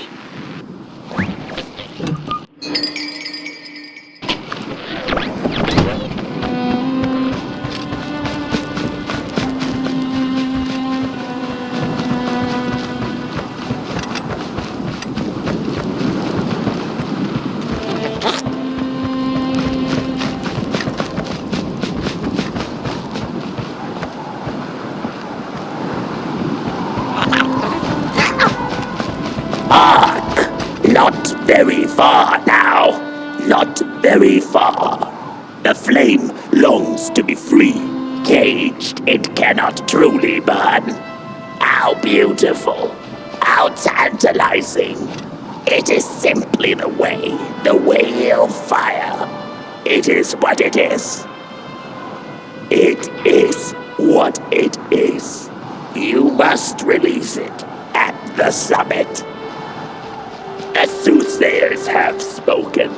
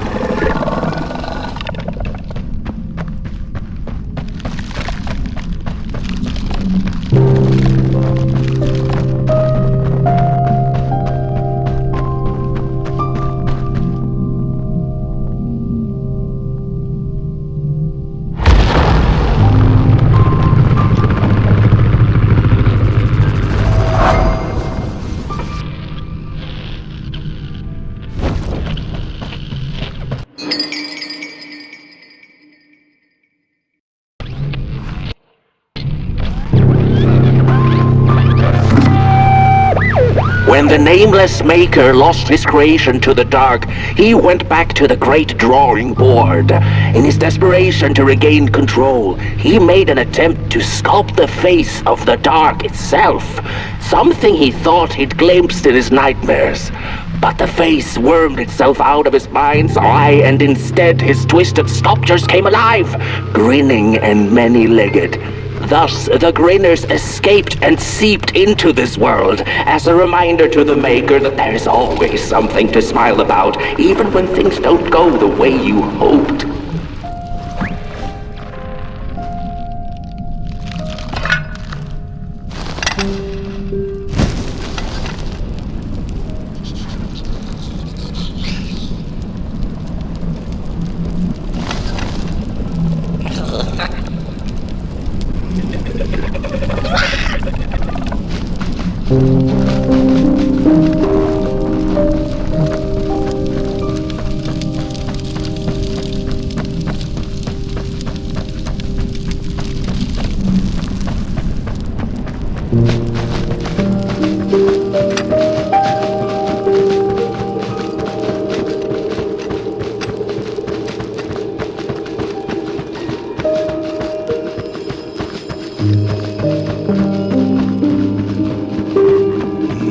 Whoa there!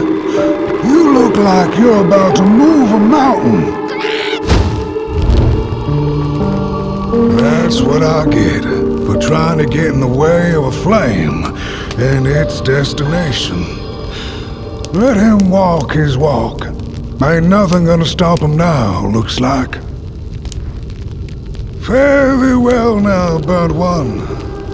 You're going to Moon Mountain, and that walk is for you alone. You have a tough decision ahead of you to make, just like the ones who came before. But they're all long gone. In the end, all there's left to follow is your own heart.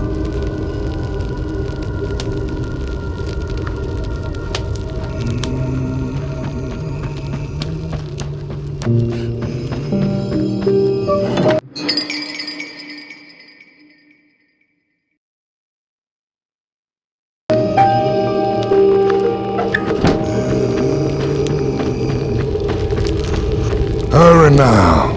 Go catch up with your little spark before the dark does.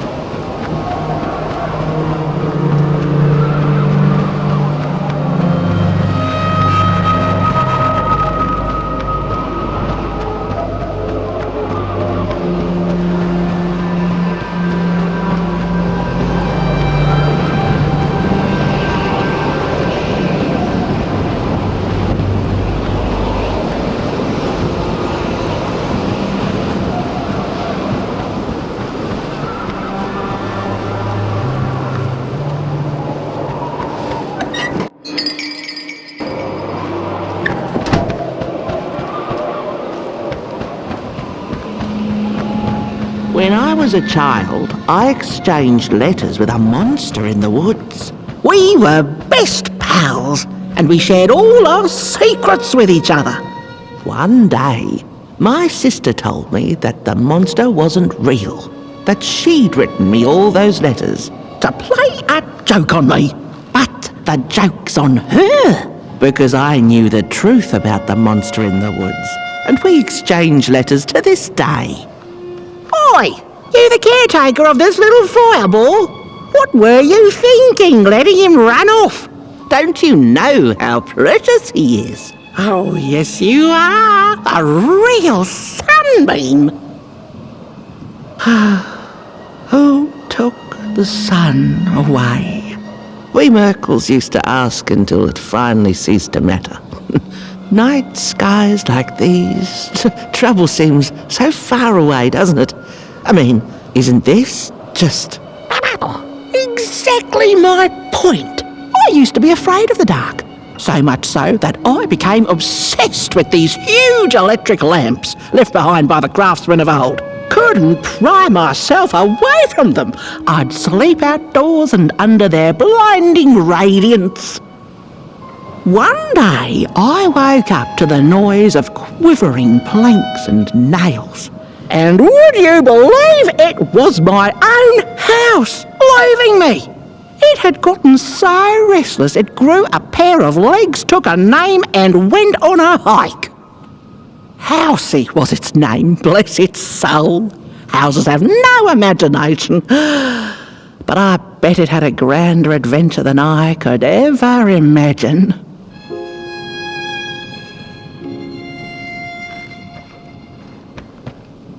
This little flame is your home, Burnt One. Keep it nurtured and safe, and you'll always find yourself in the right place. Through the rain, in the dark, and over Moon Mountain. Look at those stars burning like so many candle lights. Isn't this enough?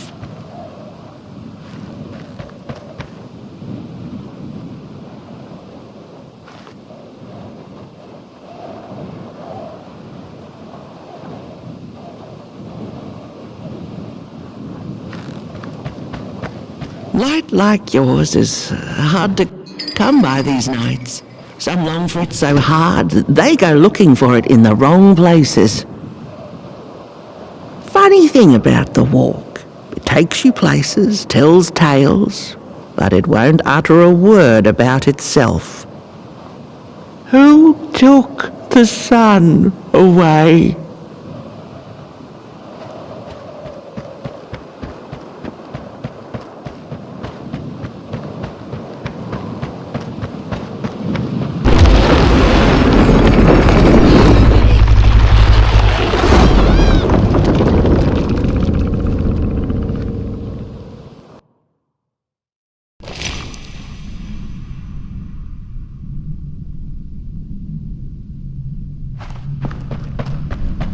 What is the dark? Is it ugly and cruel? Is it a place for monstrosities, for fools lost in the woods? A terrible void where all your nightmares come true.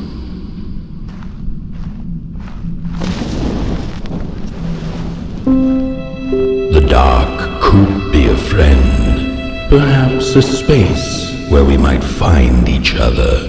All of us equal under its cloak.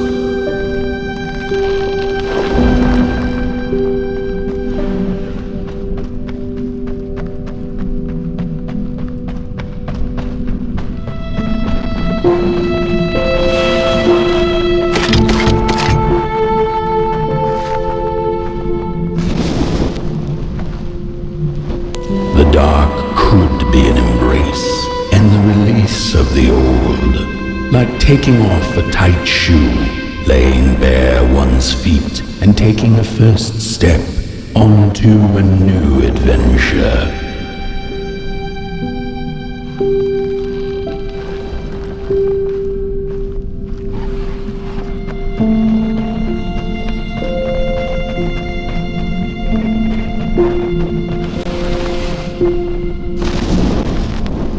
The dark could be a moment of clarity and calm, a break through icy clouds and the shameful stories we tell ourselves that fetter us to the clay and mud.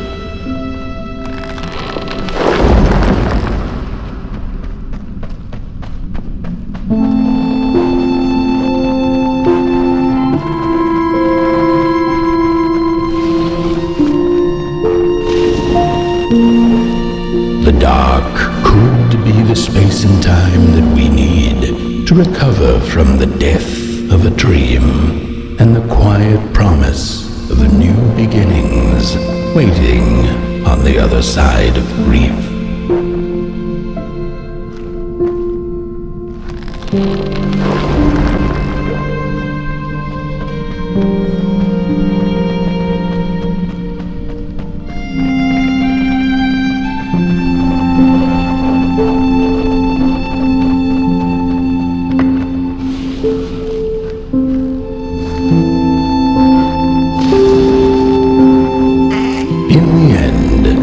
The dark remains a mystery, its secrets locked away behind the stars.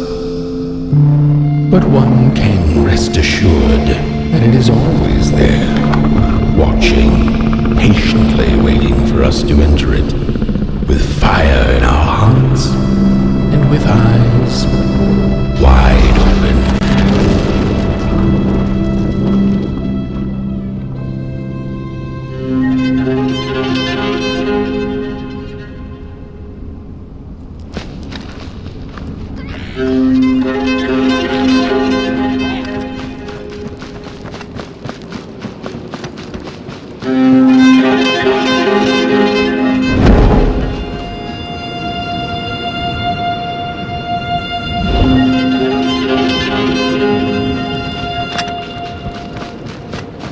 You've arrived. Hark! Your fire is dying, but the last embers will light the final fireplace and send your potboy home. Can you do what you must? Naturally, you must. It is destined, and you will be loved and forgotten. The soothsayers have spoken the last words. It has been an honor to watch your journey to the work table's edge. Now go and burn. Burn.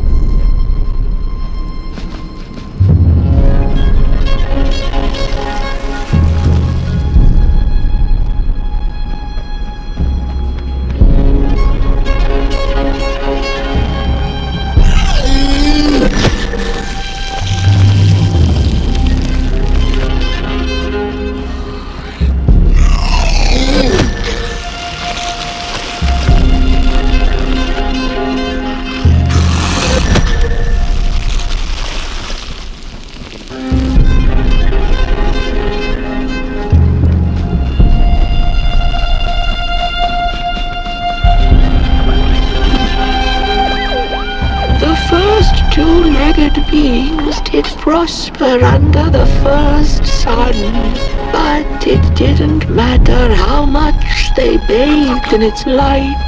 They craved more.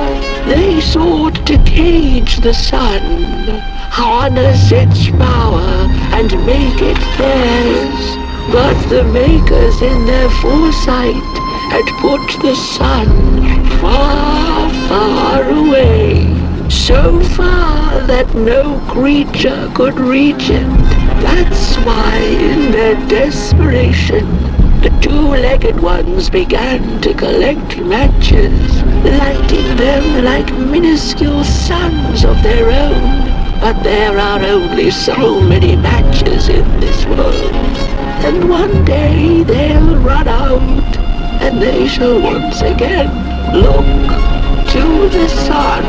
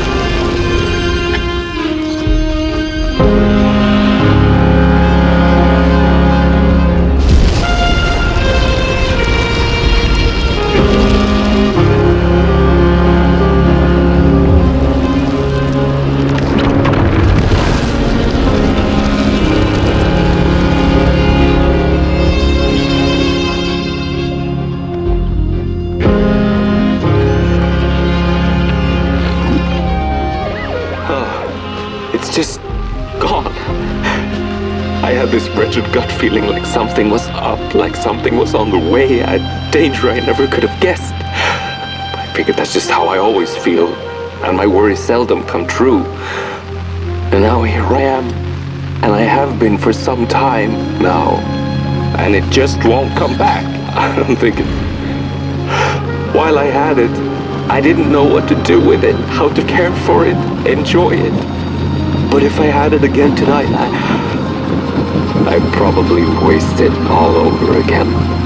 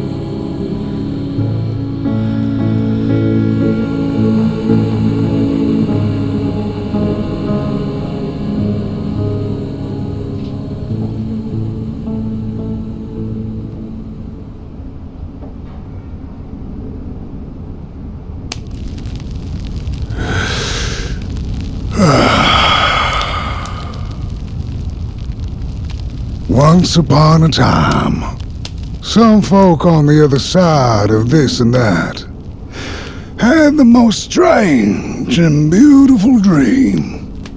I hope that tonight you caught a glimpse of it, and I wish you the levity and grace to smile in the darkest of times and on the way down your midnight walk.